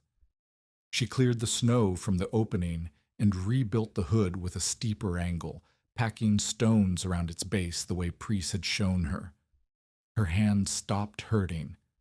That was the warning. When cold hands stop hurting, the tissue is dying. She followed the rope back to the secondary exit and dropped inside. The room had fallen to 50 degrees, then 49. Then, as the intake caught fresh air and the system resumed, the temperature steadied and the candle flame strengthened. She had been outside for less than 15 minutes. Her hands were white at the fingertips. She warmed them against her own stomach, slowly, the way Priest had told Carden to warm his. The stove was relit. The temperature climbed back to 51 degrees. The candle held steady. Carden watched all of this from his place against the wall.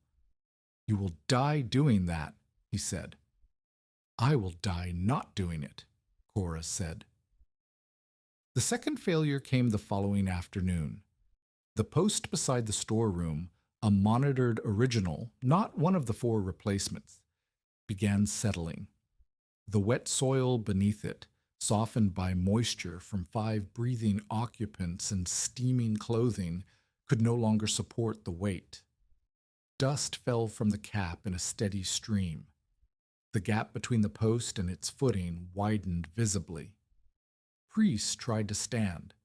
The attempt brought a coughing fit that lasted 2 minutes and left blood on his sleeve. "Direct me," Cora said. "You know what to do."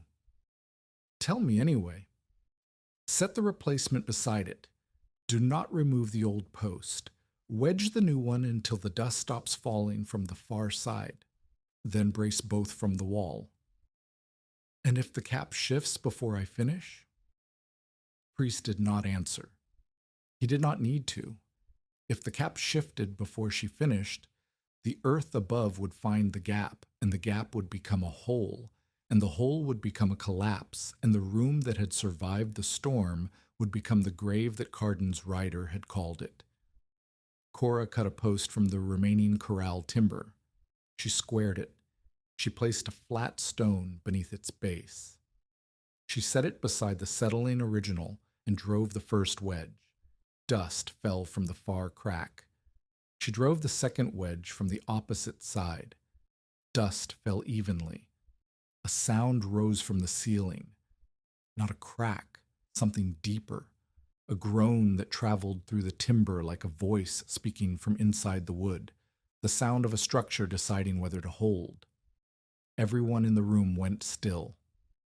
Cora drove the third wedge. The groan stopped. The dust stopped. The cap settled 1/8 of an inch onto the new post and held. She braced both posts from the wall with a diagonal timber that transferred some of the ceiling load to the bedrock face, instead of relying entirely on the vertical supports. "That brace," Priest said from the floor. "I did not teach you that." "You taught me that the load needs somewhere to go. The bedrock does not settle." Priest said nothing, but Cora saw his hand close around the brass plumb bob hanging from his neck, and she saw his fingers tighten around it the way a man holds something he intends to pass along. The third failure was not structural. It was human. Carden waited until Cora and Mina were attending to Cole's leg. which had swollen to twice its normal size and required rewrapping. Priest was asleep. The stove burned low. Carden reached into the space behind the barrel where Priest's tool sack sat and pulled out a small leather book, the Ash Creek account book, the one Cora had not yet found, the one that listed every delivery Carden had made to the gang, every payment he had received, every box of commissary supplies he had fenced through the Red Wall network. He opened the stove door and pushed the book toward the coals. Mina saw the movement. She crossed the room in 3 steps and knocked the book from his hand. A coal fell from the stove door onto a folded blanket. The wool caught. A line of orange crawled across the surface. Cora grabbed the damp clay they had packed around the chimney base and pressed it onto the burning wool. The fire went out without smoke, without steam, without the catastrophic release of hot vapor into a sealed room that could not afford another breath of bad air. The leather book lay on the floor. Its cover was scorched, but the pages were intact. Cora opened it. The first page listed a date, an amount, and Carden's initials. The second page listed another. The ledger continued for 41 pages, 2 years of deliveries, payments, and supply transfers between Carden Mercantile and the Ash Creek outfit. Every stolen commissary box, every diverted payroll deposit, every wagon that had carried Carden's goods to the hideout, Cora was now defending with her body and her hands and her father's half-remembered lesson about earth and weather. Carden's saddlebag, brought inside with the rest of the salvage from the overturned sleigh, contained the missing $318.20, wrapped in oilcloth, tucked beneath a change of clothing. He had brought the money with him. He had brought it because he intended to retrieve the account book, replace the stolen sum in the store's cash box, and file a corrected inventory showing the shortage had been a bookkeeping error. He had followed Mina not to arrest Cora. He had followed Mina to destroy the evidence and restore the appearance of an honest merchant. Deputy Cole, lying on the floor with a broken leg and a clear view of the saddlebag, said 3 words. "Open it again." Cora opened the saddlebag. Cole counted the money from where he lay. $318.20. "That is the exact sum," Cole said. "I can explain the money," Carden said. "You already have," Cole said, multiple times. Each explanation contradicted the last. The storm continued through the night and into the next day. The wind did not stop. The temperature did not rise. The snow continued to pile against the entrance and around the ventilation markers. Inside the room held. For approximately 36 hours, the temperature outside remained deeply below 0. The main room stayed between 49 and 54 degrees.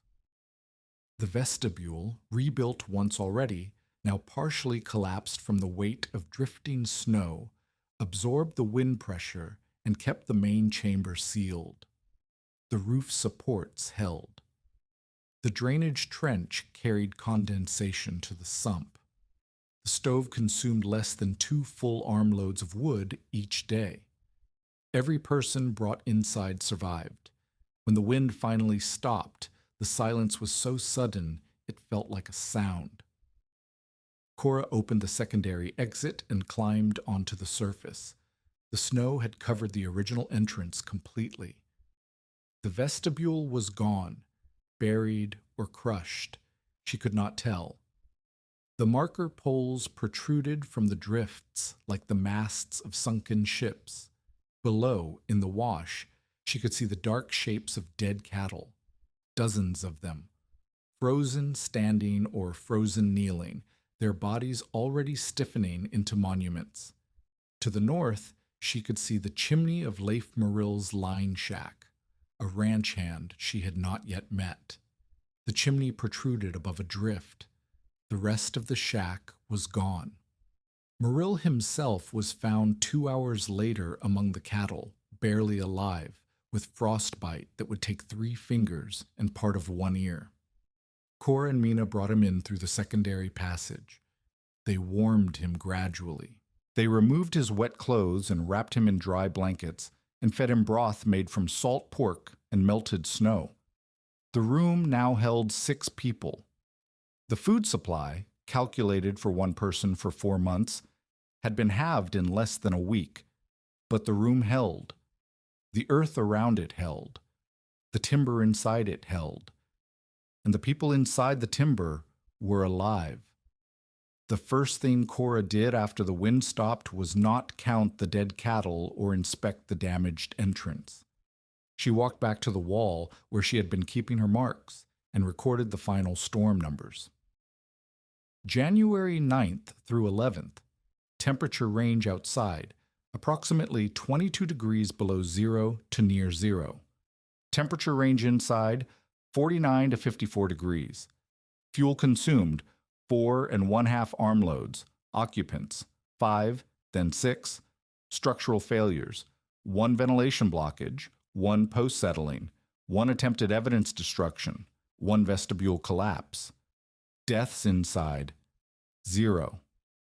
Carden sat against the wall with his damaged hand, and the account book that proved his guilt, and the saddlebag that held the money he had stolen, and the absolute knowledge that the woman he had framed was the only reason he had not frozen to death in a canyon that he had used to hide his crimes.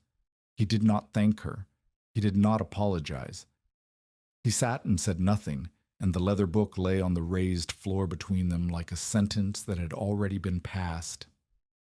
Deputy Cole emerged from the secondary passage on the morning of January 12th, with his broken leg splinted between barrel staves and his weight distributed between Mina's shoulder and a timber offcut that served as a crutch. He had not asked for help standing. He had ordered it, the voice of a man resuming authority over a situation that had briefly exceeded his control. Cora followed him out. She led the black stallion through the horse passage and onto the snow-covered slope, where the animal stood blinking in light he had not seen in days. His coat was dull, his ribs showed, but he was alive, and when Cora mounted him, the first time she had sat on his back, he carried her weight without protest, as though the weeks of oats and water and quiet proximity had settled something between them that did not require a saddle or a broken will. Cole could not ride. His leg would not bend enough to sit a horse. Cora gave him the stallion's lead rope and walked beside him while Mina pulled the damaged sleigh behind them with the supplies they could carry. Carden walked alone at the rear. His frostbitten hand was wrapped in cloth. The saddlebag hung from his good shoulder. Deputy Cole had taken the leather account book and the $318.20 and placed them in his own coat, where Carden could see them and could not reach them. Leif Morrill rode the mule. He had lost 3 fingers and part of his right ear, and the skin on his face had peeled in sheets where the frost had bitten deepest. He said almost nothing during the walk to Dry Fork. He said one thing near the end, when the first buildings appeared through the thinning snow. "My shack is gone," Morrill said. "Every board, every nail. The stove is under the drift." "How much wood did you burn?" Cora asked. "All of it. 3 cords in 6 weeks. The walls could not hold the heat." 3 cords. Cora's underground room had used less than 1.5 through most of the winter, maintaining temperatures that Morrill's line shack had never reached with 3 times the fuel. The comparison would matter later. It would matter to every rancher, freighter, and homesteader who heard it. But at that moment, walking into Dry Fork on a January morning with a convicted thief's stallion and a deputy's evidence and the smell of underground clay still in her hair, the comparison was simply the distance between a wooden box that fought the wind and a buried room that refused to acknowledge it. Dry Fork looked wrong. Cora had been gone for 3 weeks. In that time, the storm had pushed snow against every west-facing wall to the roof line. 2 buildings had lost sections of roof. The livery stable leaned 11 degrees from vertical. Cora measured it by instinct, the way priests had taught her to read angles, and caught herself doing it. People stood in the street. They watched the procession, the stallion with the altered brand, the deputy on a makeshift crutch, the merchant with the wrapped hand, the young woman who had been called a thief walking at the front without chains or escort. No one spoke to Cora first. They spoke to Cole. "Is that the Ash Creek stud?" a freight hand asked. "It is a horse that was found in a hidden corral on abandoned property," Cole said, "along with commissary supplies, account books, and the exact sum of money that Blaine Carden reported stolen from his store." He said this loudly enough for the street to hear. He said it facing the store, where Carden's hired clerk stood in the doorway with his mouth open and his hands on a broom. Cole turned to the assembled street. His broken leg made the turn slow, which gave the silence time to fill with anticipation. "I told Cora Het that the wash would bury her before morning," Cole said. "I was wrong. The wash buried the wind instead. The room she maintained underground held 6 people for 36 hours at temperatures above freezing, while every above-ground structure in the canyon failed. The fuel consumption was less than half of what a standard line shack requires. The air stayed clean, the roof stayed up, and the evidence that Blaine Carden tried to burn is still readable." He produced the leather book from his coat and held it up. "This is not a hearing," Cole said. "This is a notification. There will be a hearing. Mr. Carden will attend. Miss Het will attend. The evidence will attend. Until then, the theft charge against Miss Het is suspended pending investigation of a countercomplaint." Carden said nothing. He walked into his store and closed the door. Cora stood in the street on a stallion she did not own, and held the reins with hands that were wrapped in bloody cloth and split at every knuckle. She was 18 years old and weighed less than 110 pounds. The labor and the rationing had cost her several pounds she could not afford, and every person looking at her was recalculating. Not converting, not yet, recalculating, running the numbers the way she would have run them, subtracting the assumptions Carden had planted, adding the evidence Cole had displayed, and arriving at a sum that did not balance the way the old one had. Mina stood beside the stallion and placed her hand on Cora's knee. "You need to eat something that is not hard bread," Mina said. "I need to go back," Cora said. "The entrance is buried. If I do not rebuild the vestibule before the next storm, the intake will seal permanently." "You need to eat something that is not hard bread," Mina said again, "and then you can go back." Cora ate. Warm food in a warm room at Mina's table, stew with potatoes and salt beef, and an onion that tasted so sharp and sweet after weeks of bland rations that her eyes watered. Then she went back. The entrance vestibule had been destroyed for the second time, crushed by drifting snow and the partial collapse of the outer timber frame. The dogleg passage was filled with compacted ice and debris. The outer door was gone, ripped from its hinges by the weight. Cora cleared it alone. 3 days of digging, hauling, cutting, and framing. She built the new vestibule with thicker posts and a lower profile, setting the outer door into a recess that would allow snow to drift over the top without pressing directly against the timber. She angled the approach passage so that wind entering the canyon could not drive straight through the opening. On the second day, a rancher named Talbot rode down from the Bar K outfit. He did not come to apologize for the cattle hand who had called for a rope. He came because he had lost 19 head in the storm, and his remaining stock was sheltering in the canyon, and he wanted to know why the cattle pressed against the wash walls survived when the cattle on open ground did not.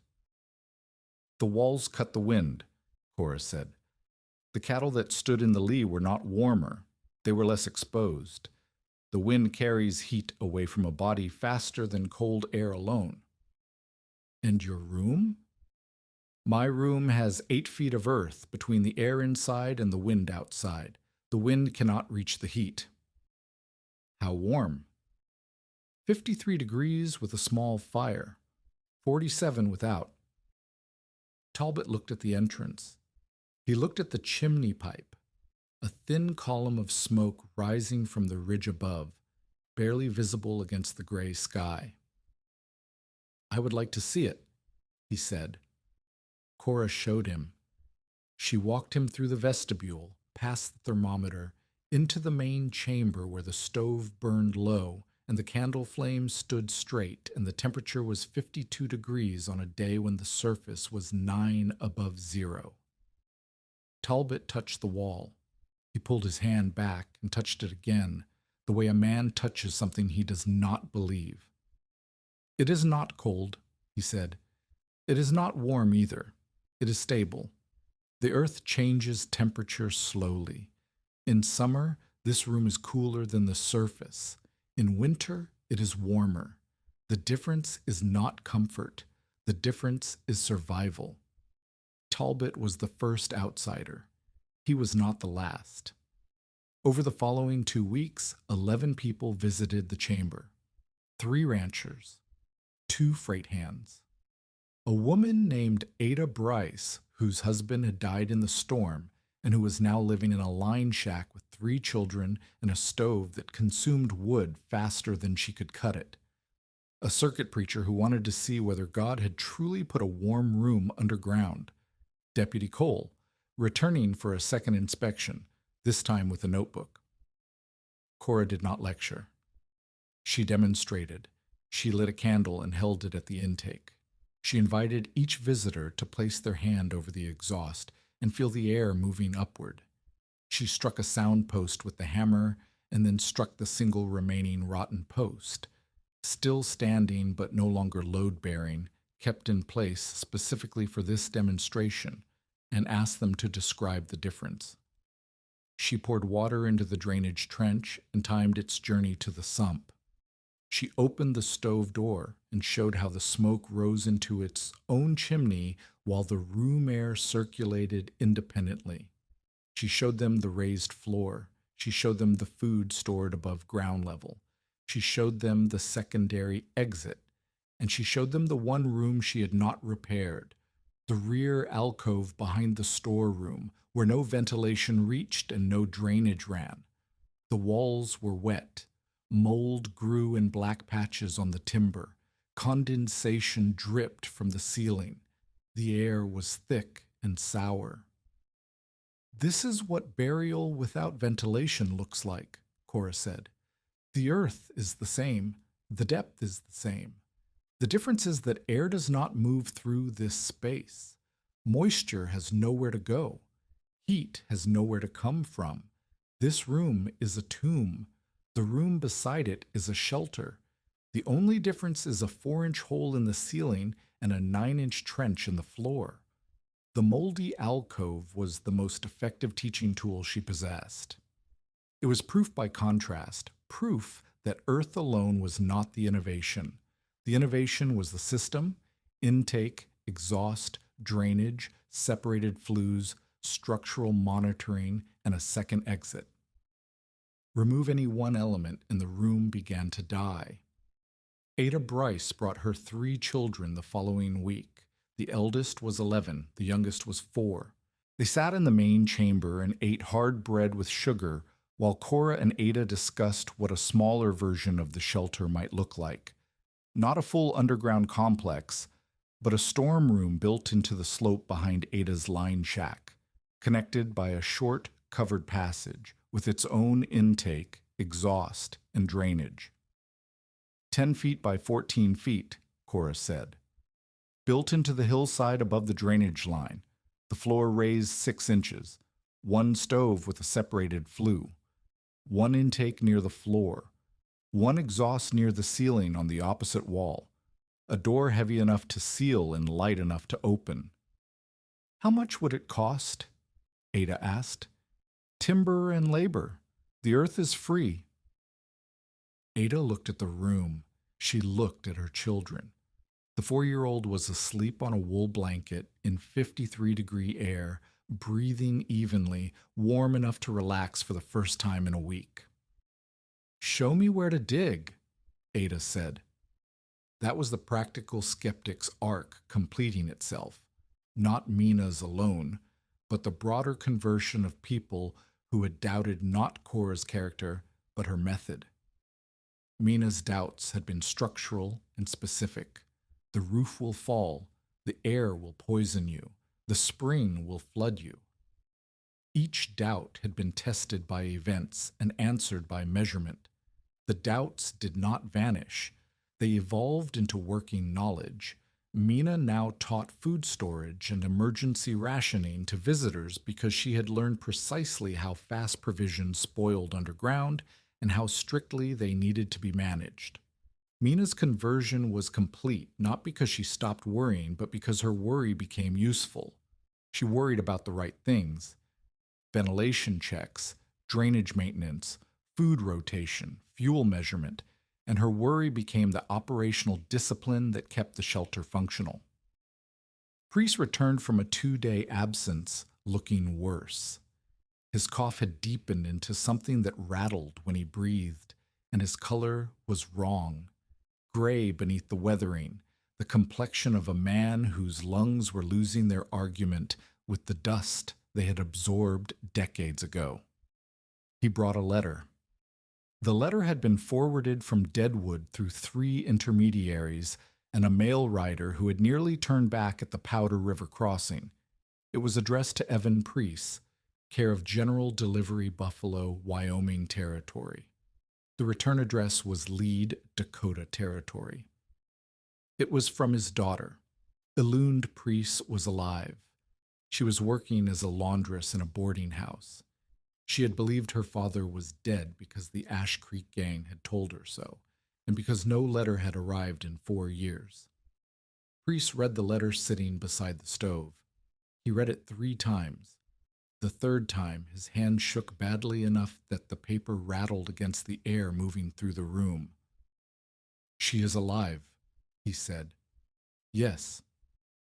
She has been alive for 4 years while I hid from men who are gone." Cora did not answer. Some statements were not questions, and answering them would have reduced their weight. Priest folded the letter and placed it in his coat, in the inside pocket, against his chest. He sat for a long time. The stove ticked. The exhaust drew air upward. The temperature held at 53 degrees. "I need to leave before another winter," Priest said. "Your cough is worse." "My cough will not improve. It will worsen here, or it will worsen there. I would prefer it worsen in the same territory as my daughter." He did not leave immediately. He stayed for 9 more days. In those 9 days, he and Cora completed the work that would define the shelter's permanent design. They installed carved measurement marks on every monitored post, baseline positions scratched into the wood with a nail, so that any future movement could be detected by comparing the mark to a fixed reference point on the adjacent wall. They widened the exhaust hood and added a removable grate that could be cleaned from inside without climbing to the surface. They built a proper horse gate between the upper passage and the main chamber, a timber frame with a latch that the stallion could not break and that Cora could open with one hand. They cut a daylight inspection hole near the secondary exit, a narrow shaft angled upward to admit a thin beam of light during the afternoon, allowing Cora to check the upper passage without a candle. And they argued. The argument was about the entrance. Priest wanted to rebuild the vestibule with a triple door system. 3 doors in sequence, creating 2 airlock chambers instead of 1. Cora argued that the additional construction would take timber they could not spare and would narrow the entrance to the point where moving supplies or an injured person through it would become dangerous. 2 doors are sufficient, Cora said. The data shows it. The temperature difference between the vestibule and the main room is less than 8 degrees. Adding a 3rd door gains perhaps 2 degrees while costing a week of labor and 4 posts. The data shows 1 storm, Priest said. One storm is not a sample, it is an anecdote. Then I will collect more data before I build more doors. Priest looked at her. His expression changed, not softening exactly, but shifting into something that recognized the person in front of him was no longer repeating his lessons. She was evaluating them. You are not wrong, Priest said, but you are not proven right either. Neither were you the first time you set a post underground. He laughed. The laugh turned into a cough. The cough lasted 30 seconds. When it stopped, he wiped his mouth and looked at the blood on his handkerchief and folded it away. On the morning he left, the temperature was 14 degrees above zero, and the sky was the hard blue that Wyoming produces between storms, the color of a promise that will not be kept. Priest packed his mule. He checked every post in the room one final time. He tested the intake and exhaust with a candle. He ran his hand along the drainage trench and pressed his thumb into the sump to check for silt. At the entrance, he untied the brass plumb bob from the leather cord around his neck and held it out to Cora. A wall does not care who holds the line, he said. It only cares whether the line is true. Cora took the plumb bob. It was warm from his skin.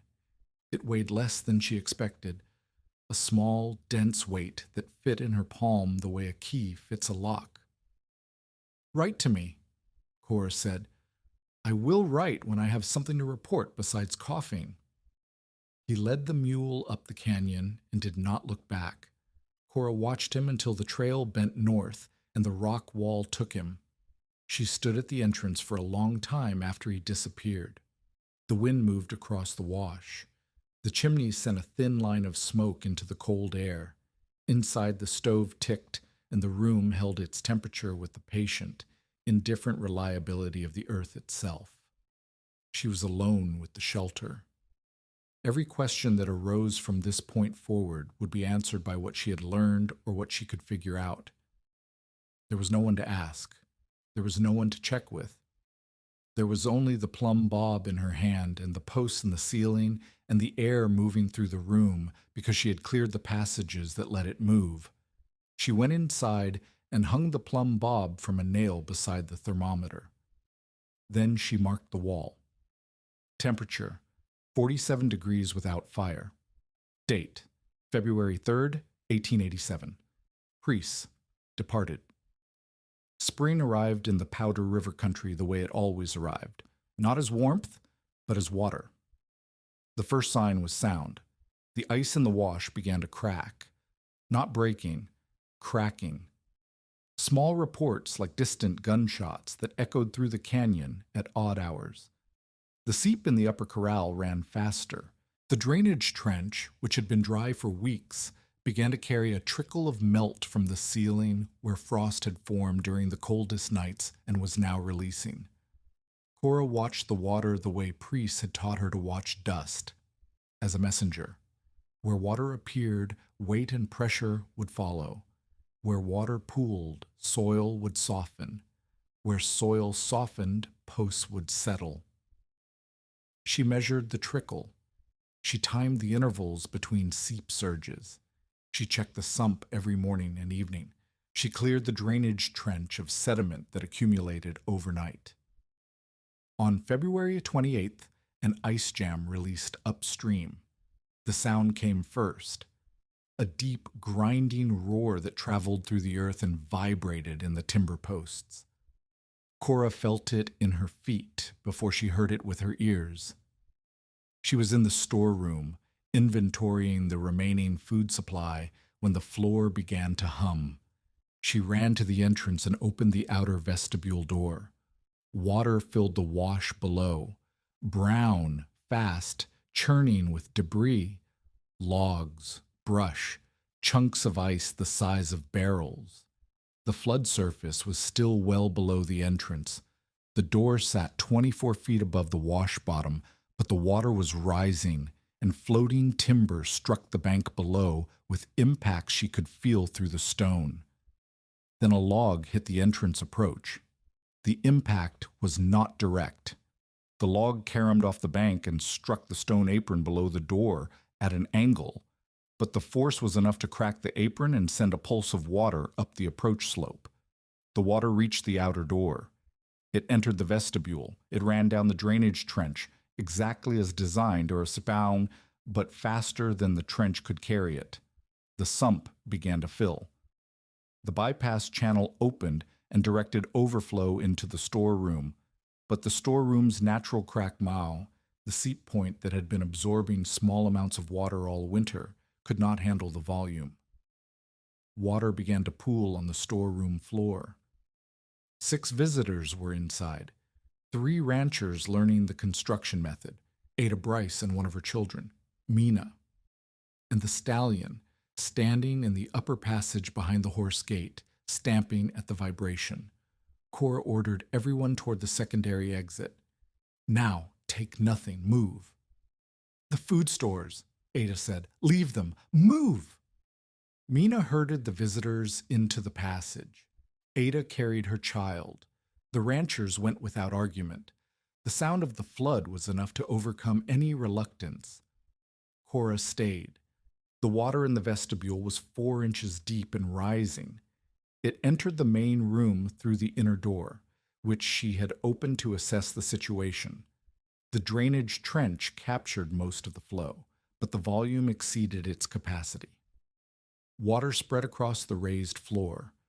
The planks she and Priest had installed kept the food and blankets above the waterline, but the posts stood in pooling water, and wet soil around their bases meant settlement. The temporary brace, the diagonal timber she had set during the storm, the one Priest had praised because she had thought of it herself, began to shift. The bedrock face held, but the joint where the brace met the post was slipping. Water had reached the shim beneath the post and softened the packed earth that held it in place. No priests, no one to direct her, no one to say stop or continue or try the other side. Cora pulled the debris grate from the drainage trench. Without the grate, the trench carried faster, debris and all.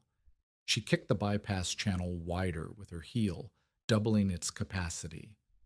Water surged into the storeroom and began draining through the crack with a sucking sound that meant the earth below was accepting it. The temporary brace continued to slip. She could not reinforce it and manage the water at the same time. She had to choose. She chose the water. If the drainage failed, the entire room flooded. If the brace failed, one section of ceiling dropped. The section above the brace was near the entrance, the same section that had collapsed during the storm. It was not above the main living space. It was above the vestibule approach. She let it go. The brace slipped. The post beside it shifted. A section of ceiling, earth, stone, and one rotten timber that had been under observation but not yet replaced dropped into the vestibule with a sound that ended any argument about whether the room was permanent. The vestibule was destroyed for the 3rd time, but the collapse sealed the entrance against the flood. No more water entered. The drainage trench emptied. The sump drained. The storeroom floor began to clear.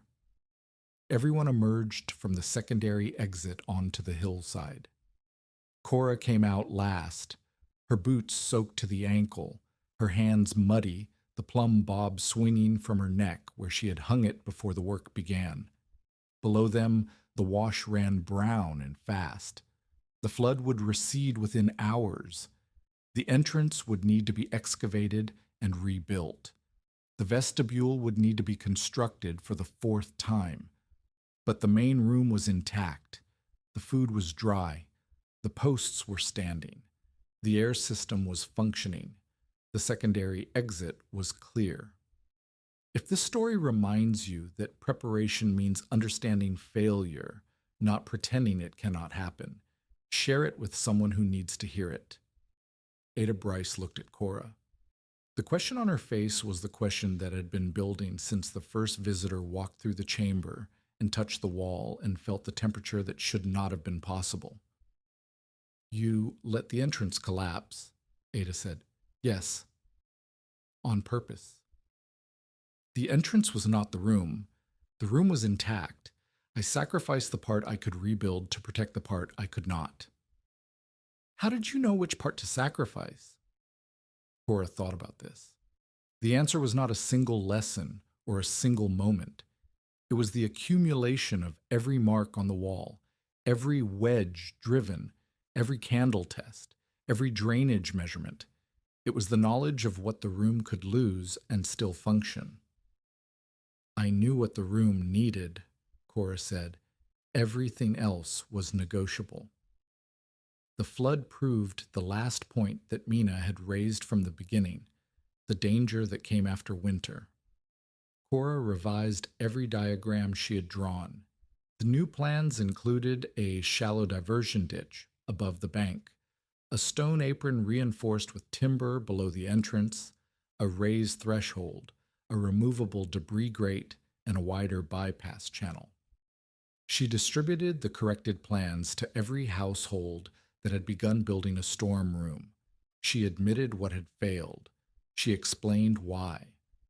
She did not present the shelter as something that could not be beaten. She presented it as something that could be understood. Cardin's attorney filed a claim the following week. The damaged entrance, the attorney argued, proved that the structure was unsafe for public use. The boxes bearing Cardin's mark were property of Cardin Mercantile. The entire site was an unregistered structure on unclaimed territorial land, and Cardin had prior commercial interest through his supply relationship with the previous occupants. The argument was legally plausible. It was also the kind of argument that succeeds in courtrooms and fails in communities, because the community had seen the room. They had touched the wall. They had felt the temperature. They had watched the candle flame stand straight in clean air. And they had watched Cora let the entrance collapse on purpose to save the room, a decision that required more understanding of the structure than the man claiming to own it had ever demonstrated. Cora answered the legal claim with the corrected design and a public admission of every failure the shelter had experienced. The honesty was strategic, but it was also genuine. She did not know how to present the room as invulnerable because she had lived through its vulnerabilities. Every crack, every flood, every frozen intake, every rotten post. She had measured them all. She knew exactly where the room was strong and exactly where it could break, and she told anyone who asked. The honesty strengthened her position more than any defense could have. Cardin's attorney argued the room was dangerous. Cora agreed, listed the specific dangers, and showed how each one had been addressed. The attorney had no counter because his client had never set foot inside the room as a builder, only as a man trying to burn a book. The hearing was scheduled for March. Cora marked the date on the wall. Meanwhile, she taught. Not the way priests had taught her, one-to-one, by demonstration, in the language of a man who had spent his life underground. She taught the way she had learned to teach by doing it wrong first. She made Mina and two ranch wives perform the candle test themselves. She made them clear the drainage trench. She made them shore a demonstration frame, a small practice structure built from corral rails, and correct their own mistakes. She corrected them only when their actions became unsafe. When the angle was merely imperfect, she let them see the imperfection and fix it. This was the transformation that the outline required and the story had earned. She was no longer repeating Priest's instructions. She was explaining principles and allowing others to solve each problem in their own way. She was no longer the student who measured everything because she did not yet understand what mattered. She was the teacher who measured everything because she understood that measurement was the only language the earth respected. The stallion, Cinder, she had named him, for the Ash Creek brand that had been burned over his original mark, stood in the upper corral with a new rail fence and a feed trough that Cora filled each morning. He had gained weight. His coat had begun to shine. When Cora entered the corral, he walked toward her. Authorities could not identify a lawful owner. The altered brand made registration impossible. The horse became hers by default, a 1,200-pound asset that Carden could not claim and Cole could not confiscate, and that carried Cora between Dry Fork and the shelter with the unhurried reliability of an animal that had decided on his own terms where he belonged. The temperature rose, the snow retreated, the wash ran clear, and beneath the earth, in a room that held 47 degrees without fire and 53 degrees with one, the marks on the wall continued. Temperature, date, crack width, fuel consumed, visitors, lessons taught, failures recorded. The wall had become the most honest ledger in Johnson County. Every number was real. Every measurement was taken by the hand that had done the work. And unlike Carden's books, nothing had been altered after the fact. The hearing took place on the 14th of March, 1887, in the back room of Dry Fork's freight office, because the settlement had no courthouse. Deputy Cole sat behind a table with the circuit judge, a man named Harshaw who had ridden 40 miles through mud to adjudicate a theft charge that had become something considerably larger than theft. Carden arrived with his attorney, a Sheridan man named Potts, who wore a coat that cost more than Cora earned in 3 months. Potts carried a leather case filled with documents. Carden carried his damaged hand, which had healed enough to grip but not enough to straighten the 2 smallest fingers. They curled against his palm like a permanent accusation. Cora arrived on cinder. She wore the same wool coat she had fled in, washed and mended by Mina, and boots that showed the scars of 3 months underground.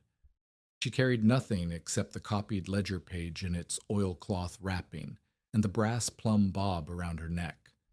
Potts presented the original theft complaint.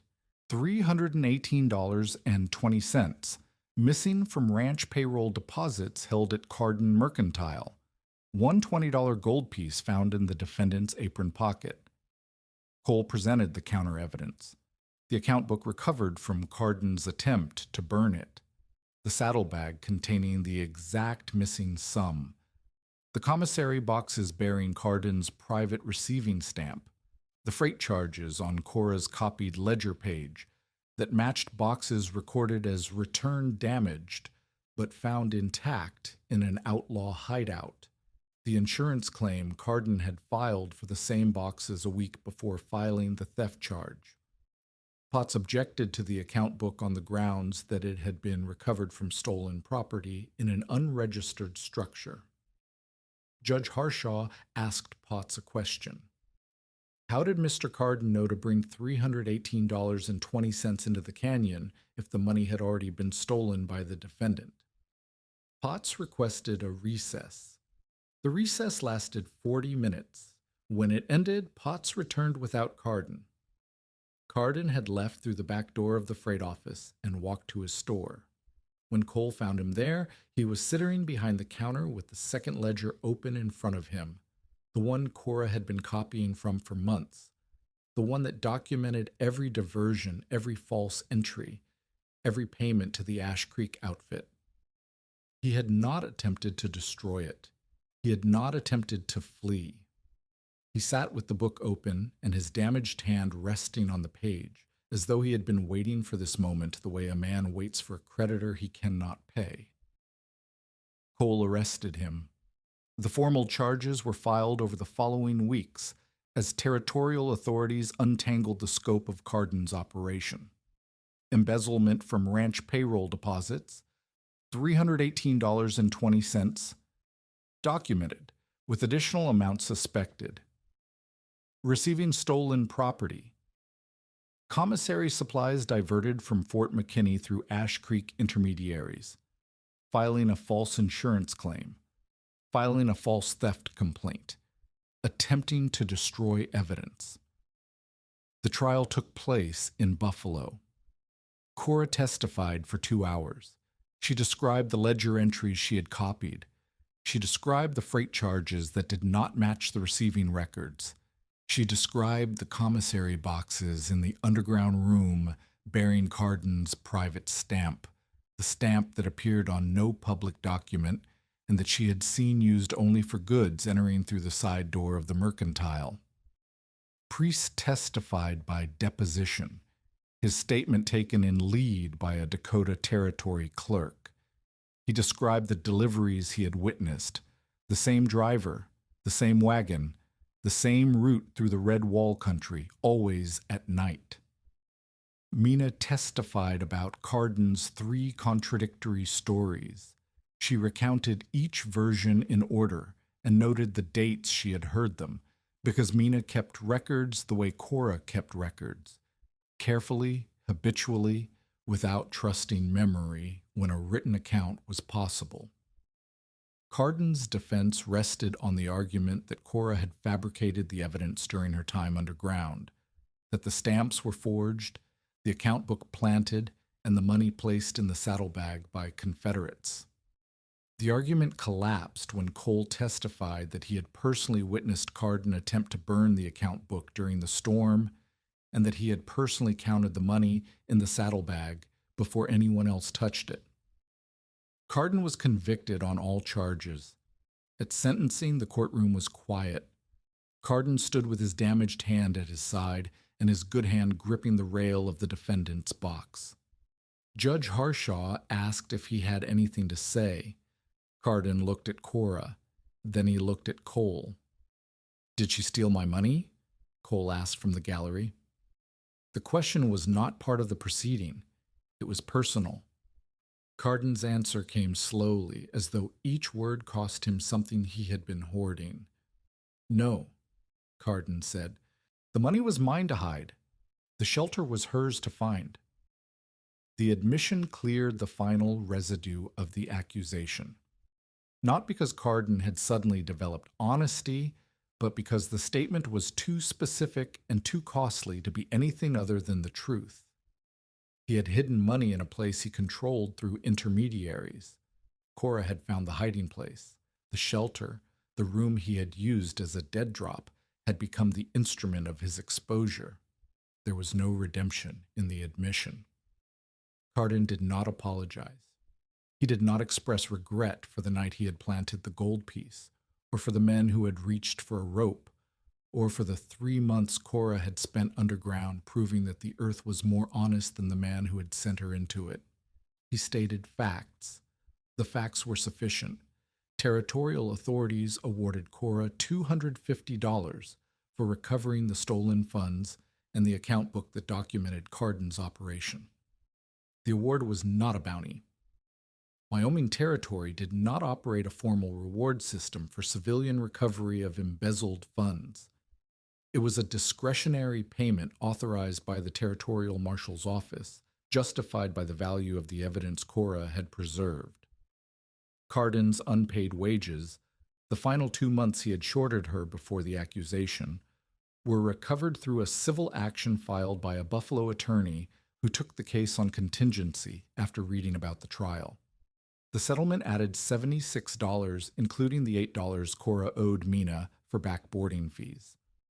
Cora paid Mina first. The money changed things, but not in the way that money usually changed things in Johnson County. Cora did not buy land. She could not yet file a claim at 18. She did not buy stock. She did not open a competing store. She bought timber. $40 worth of milled pine delivered by freight wagon to the mouth of the wash. Posts, planks, cross braces, and door stock. Enough material to rebuild the vestibule permanently and to begin constructing the first satellite shelter. A storm room for Ada Bryce's family. Ada's room was the prototype, 10 feet by 14 feet, cut into the slope behind her line shack, connected by a covered passage 8 feet long. Cora and Ada dug the chamber together, working 4 hours each morning while Ada's eldest watched the younger children. The room took 3 weeks. Cora set the posts. Ada learned to drive the wedges. Together they cut the intake, angled the exhaust, installed a small stove on a stone platform with a separated flue, dug the drainage trench, lined it with gravel, and built a raised floor from the lumber Cora had purchased. When the room was finished, the temperature inside was 44 degrees without a fire. Lower than Cora's chamber, the earth cover was thinner, only 5 feet instead of 8 or more, but still 30 or 40 degrees warmer than the surface during the worst cold. With a small fire, the room reached 50 degrees. Ada's eldest son carried a candle through the room and watched the flame bend toward the exhaust. "It moves," he said. "That means the air is alive," Cora said. "When the flame stops moving, the air is dying. That is when you open the door." The boy nodded. He was 11 years old, and he understood the principle the way 11-year-olds understand things, not through physics, but through the observable behavior of fire in the presence of moving air. Cora built a second room for a freight station 8 miles north, then a third for a rancher named Osmond, whose line shacks had both failed in the January storm. Each room was slightly different, adapted to the terrain, the soil type, the available timber, the household's specific needs. Each room contained the same essential systems: low intake, high exhaust, separated stove flue, drainage trench with sump, raised floor, and a marked secondary exit. She drew a standard diagram and distributed it without charge. The diagram was simple: a cross-section showing the relationship between the intake, exhaust, stove, drainage, and floor height. She drew it on brown paper with charcoal, and Mina copied it at the boarding house table in the evenings, producing sheets that Cora handed to anyone who asked. The diagram included a warning that Cora insisted on and that Mina wrote in clear block letters across the bottom. "This room requires airflow, drainage, and structural inspection. Without all three, it is a grave." Cora and Mina established the Red Wall Winter Rooms in the spring of 1887. The name was Mina's suggestion, practical, geographic, and descriptive. It was not a company, it was a cooperative. Families who built rooms contributed labor to help other families build rooms. Cora supervised structure, drainage, and airflow. Mina managed provisions, training, and the rotating inspection schedule. The inspection schedule was Cora's idea, born from the vestibule failures. Every autumn before the first freeze, each shelter in the network was inspected. Posts were checked for settlement and rot, drainage trenches were cleared, intake and exhaust passages were tested with candles, stove clearances were measured, food stores were inventoried, secondary exits were opened and verified. The inspections were not optional. Any shelter that failed inspection was closed until the deficiencies were corrected. Cora enforced this without exception, including once closing her own original chamber when spring settlement shifted a post beyond the tolerance she had carved into the wood. The rule was simple. The earth did not forgive carelessness. The earth did not accept excuses. The earth responded only to measurement, maintenance, and the honest acknowledgement of what could go wrong. 5 marked emergency shelters stood along freight and ranch routes by the end of 1888. Each had a standard low intake and high exhaust. Each had a raised food platform. Each had separated stove and living air flues. Each had a drainage channel and a secondary exit. Each had fuel and ration tallies carved directly into interior boards. Each received an autumn inspection before the first freeze. Mina managed the food rotation system. She taught shelter users how to identify spoiled provisions, how to ration for extended occupancy, how to cook safely underground without producing excess moisture, and how to dry clothing in shifts without overloading the exhaust. Her knowledge, the practical, unglamorous knowledge of a woman who had fed boarders on unreliable supply, proved as essential to the network's function as Cora's structural expertise. Neither woman hoarded the drawings, neither charged for instruction. The shelters existed because the winter of 1886 to 87 had killed cattle by the thousands and people by the dozens, and because a room buried in a hillside with 4 inches of airflow and 9 inches of drainage had held 6 people alive, while everything above ground failed. Cora turned 19 in March of 1888. She was 5 feet 4 inches tall and weighed 118 pounds, 4 pounds more than when she had arrived in Dry Fork, gained through regular meals and the muscle that came from setting posts and cutting timber. Her hands were calloused and scarred. Her right ankle still ached in cold weather. She rode cinder between shelters and carried the brass plumb bob in her coat pocket. And when she entered a room she had not visited in weeks, the first thing she did was light a candle and watch the flame. A letter from Preece arrived in April. The handwriting was shaky but legible. Elund was well. The boarding house was clean. Lead was cold, but not as cold as the Powder River country. His cough was the same. He enclosed a drawing, a modified exhaust hood design he had sketched from memory, with annotations showing how a double-walled hood could reduce frost accumulation by trapping a thin layer of still air between the inner and outer surfaces. Cora tested the design on her original shelter. The frost accumulation dropped by roughly half. She revised the standard diagram. She wrote back. She told him about the 5 shelters. She told him about Ada's son carrying the candle. She told him about the inspection schedule and the warning printed on every diagram.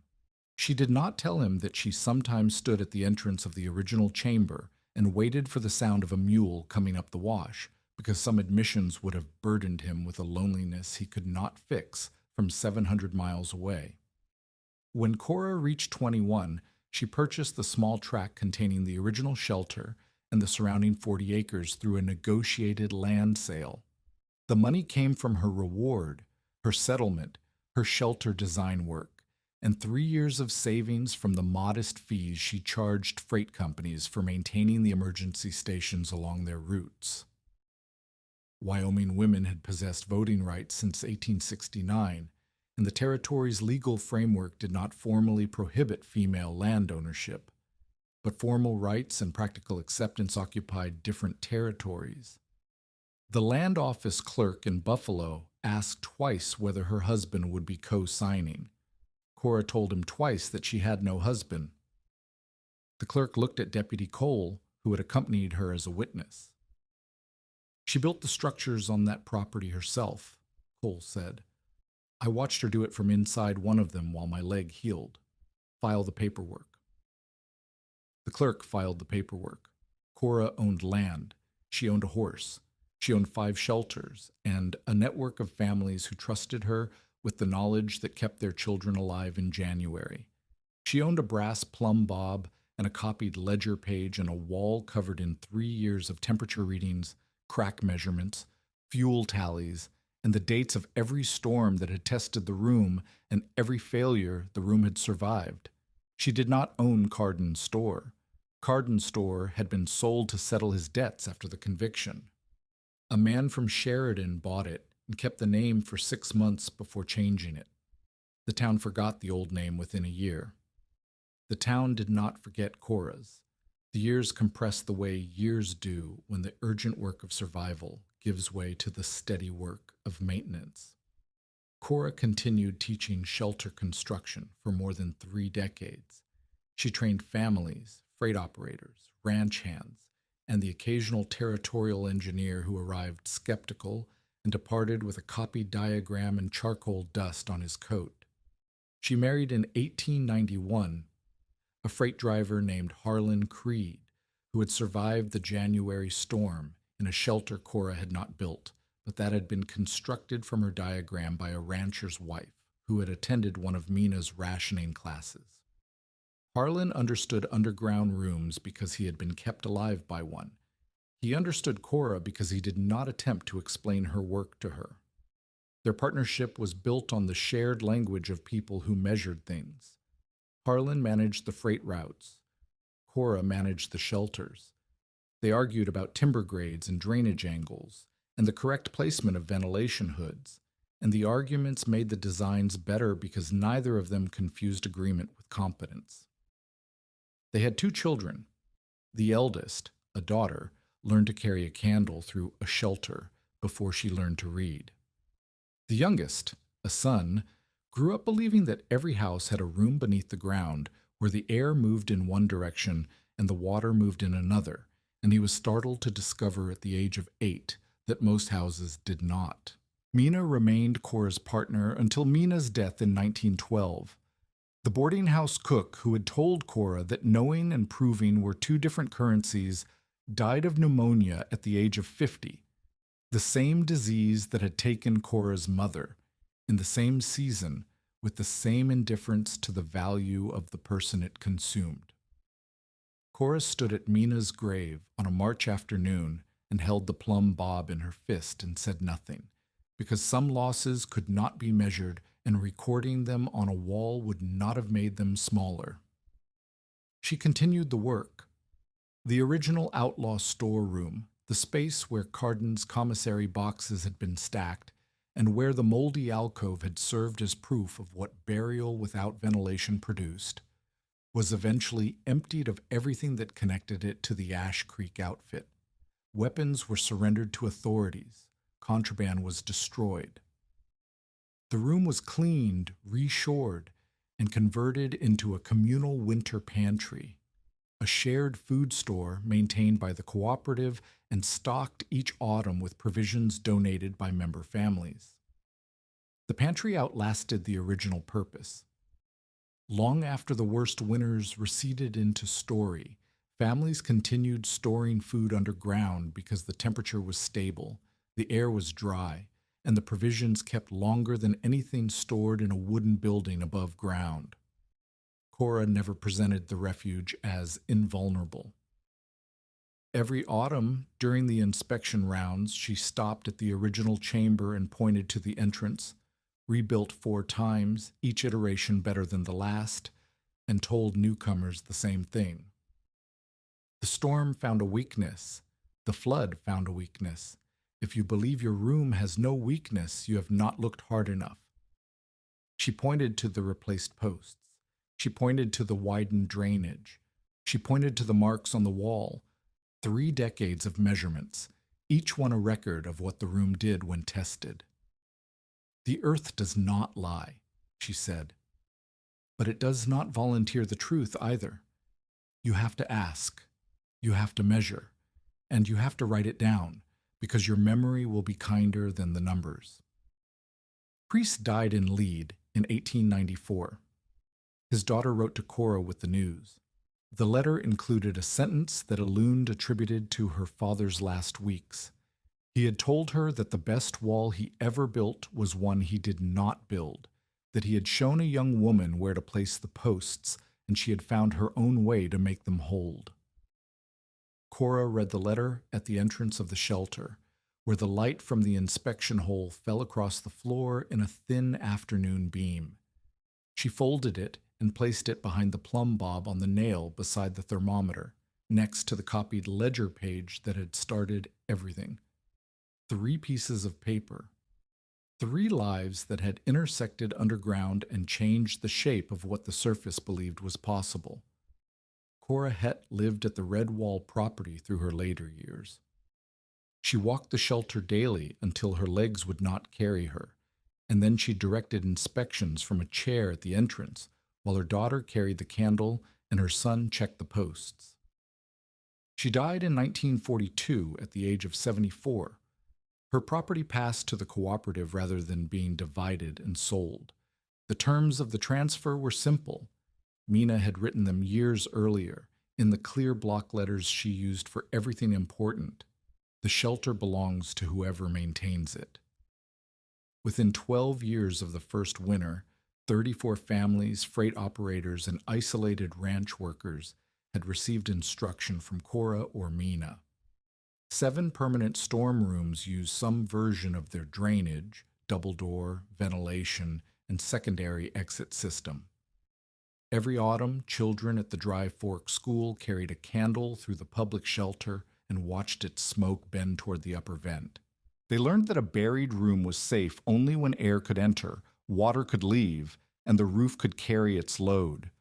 Cora lived out her life above the same wash into which she had fled at 18 with $6.40, 3 matches, and a torn page in her boot. She kept the page, but not as a trophy. It remained folded behind Priest's plumb bob to remind her that careful measurement had saved her twice, first in Cardin's accounts, then in the roof above her head. She died in 1942. The plumb bob still hung from its nail. Return to the night of the pursuit. January 1887.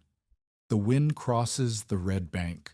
Snow wipes away the hoofprints of the men who followed her into the wash. The temperature drops below zero and keeps falling.